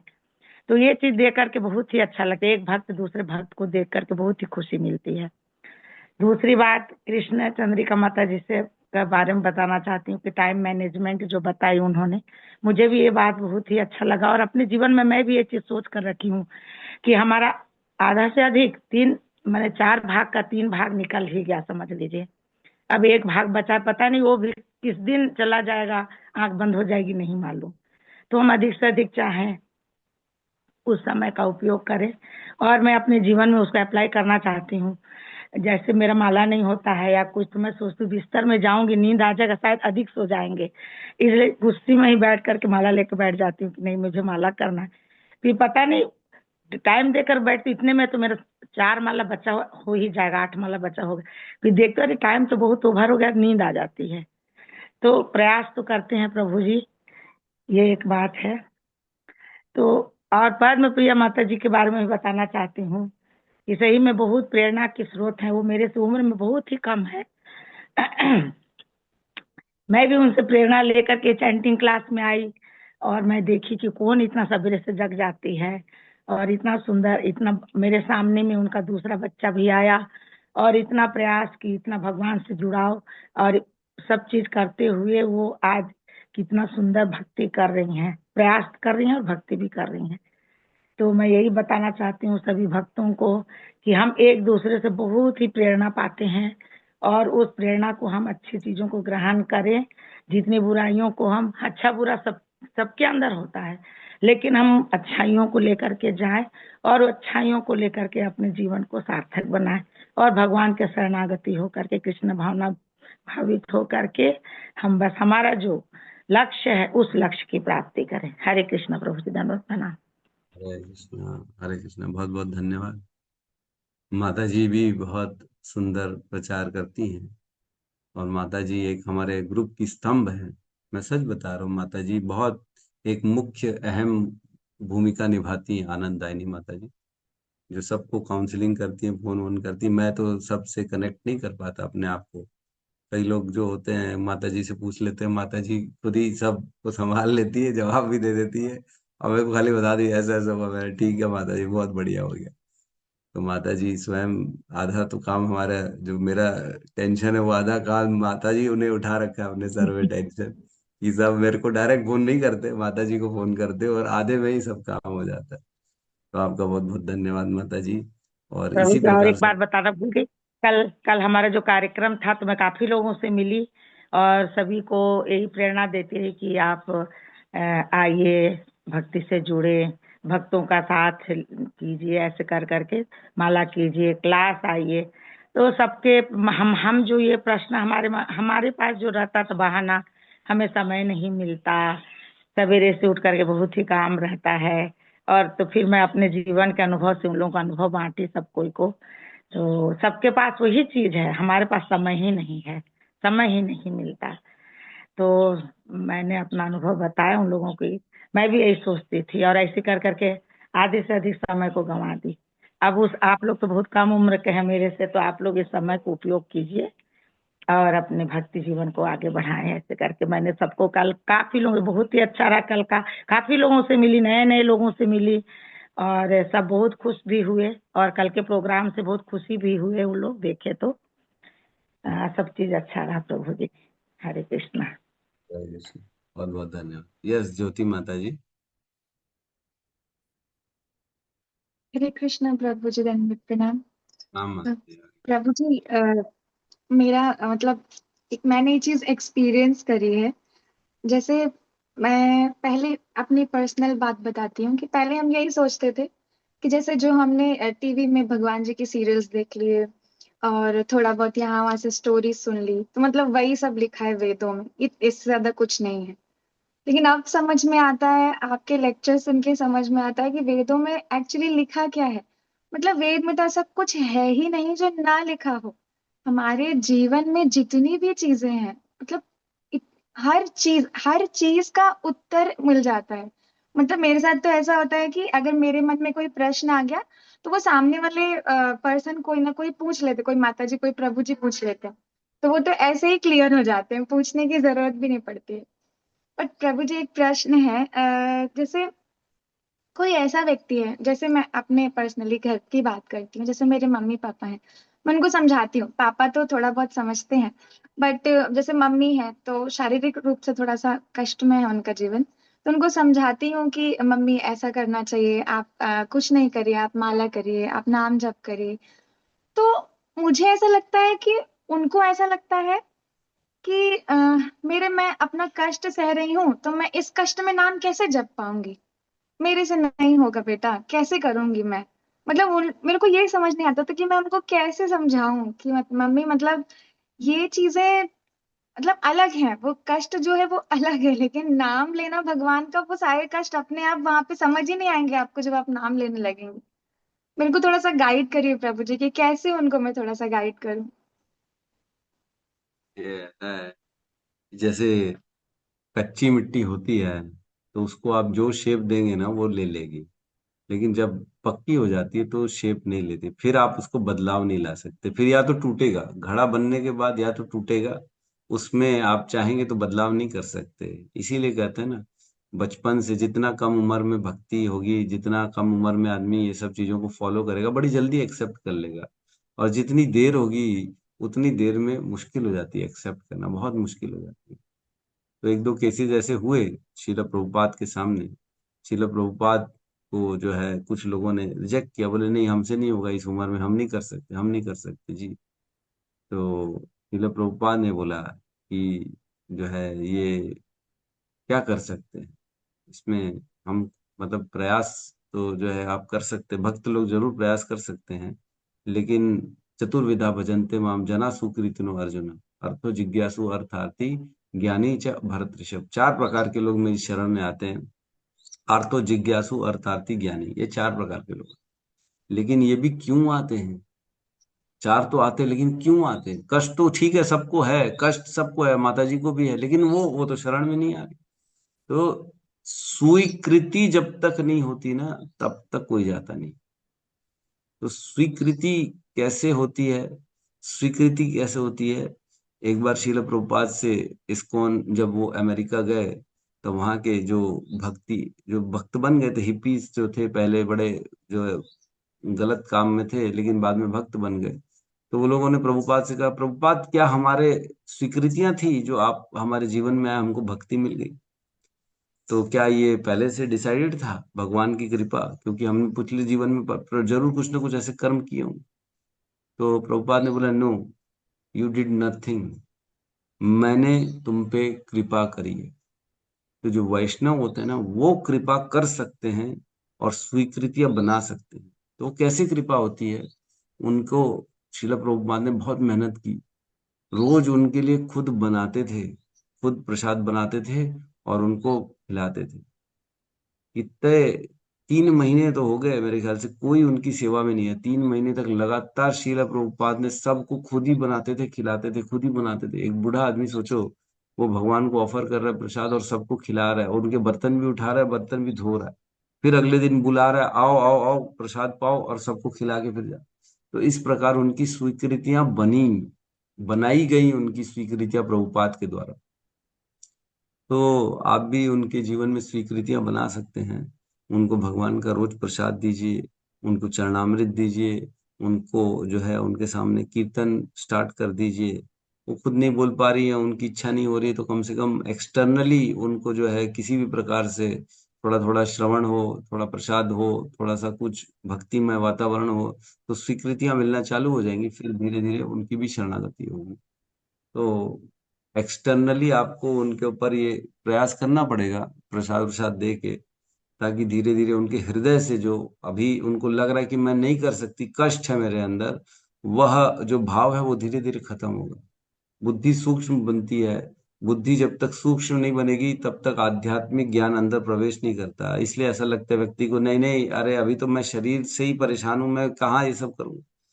तो जब आदमी समझेगा धीरे धीरे मैं शरीर नहीं हूं, मैं आत्मा हूं, ये ज्ञान होगा, तब वह भक्ति में आगे प्रवेश कर पाएगा। तो आप उनको प्रसाद प्रसाद दीजिए, कीर्तन सुनाइए, कथा सुनाइए, धीरे धीरे श्रवण के माध्यम से वो कर पाएंगे। ठीक है जी प्रभु जी। जी हरे कृष्ण प्रभु जी, थैंक यू। ठीक है, बहुत बहुत धन्यवाद सभी भक्तों का। आज हमारा तीसरा दिन था प्रहलाद महाराज के चरित्र, उनकी भक्ति, उनका कथा में। मेरे को लगता है 2 दिन और चलेगा हमारा ये, तो कल हम इसको कंटिन्यू करेंगे। सब मिलके आप हरे कृष्ण महामंत्र का उच्चारण करते हैं। ठीक है, हरे कृष्णा हरे कृष्णा कृष्ण कृष्णा हरे हरे हरे हरे राम हरे राम राम राम राम हरे राम राम हरे हरे। हरे। ग्रंथराज श्रीमद् भागवतम की जय, जय समस्त भक्त वृंद की जय, जय सद्गुरु शील प्रभुपाद की जय, जय गौर ब्रह्मानंदे हरि हरि बोल। हरे कृष्ण प्रभु जी, दंडवत प्रणाम।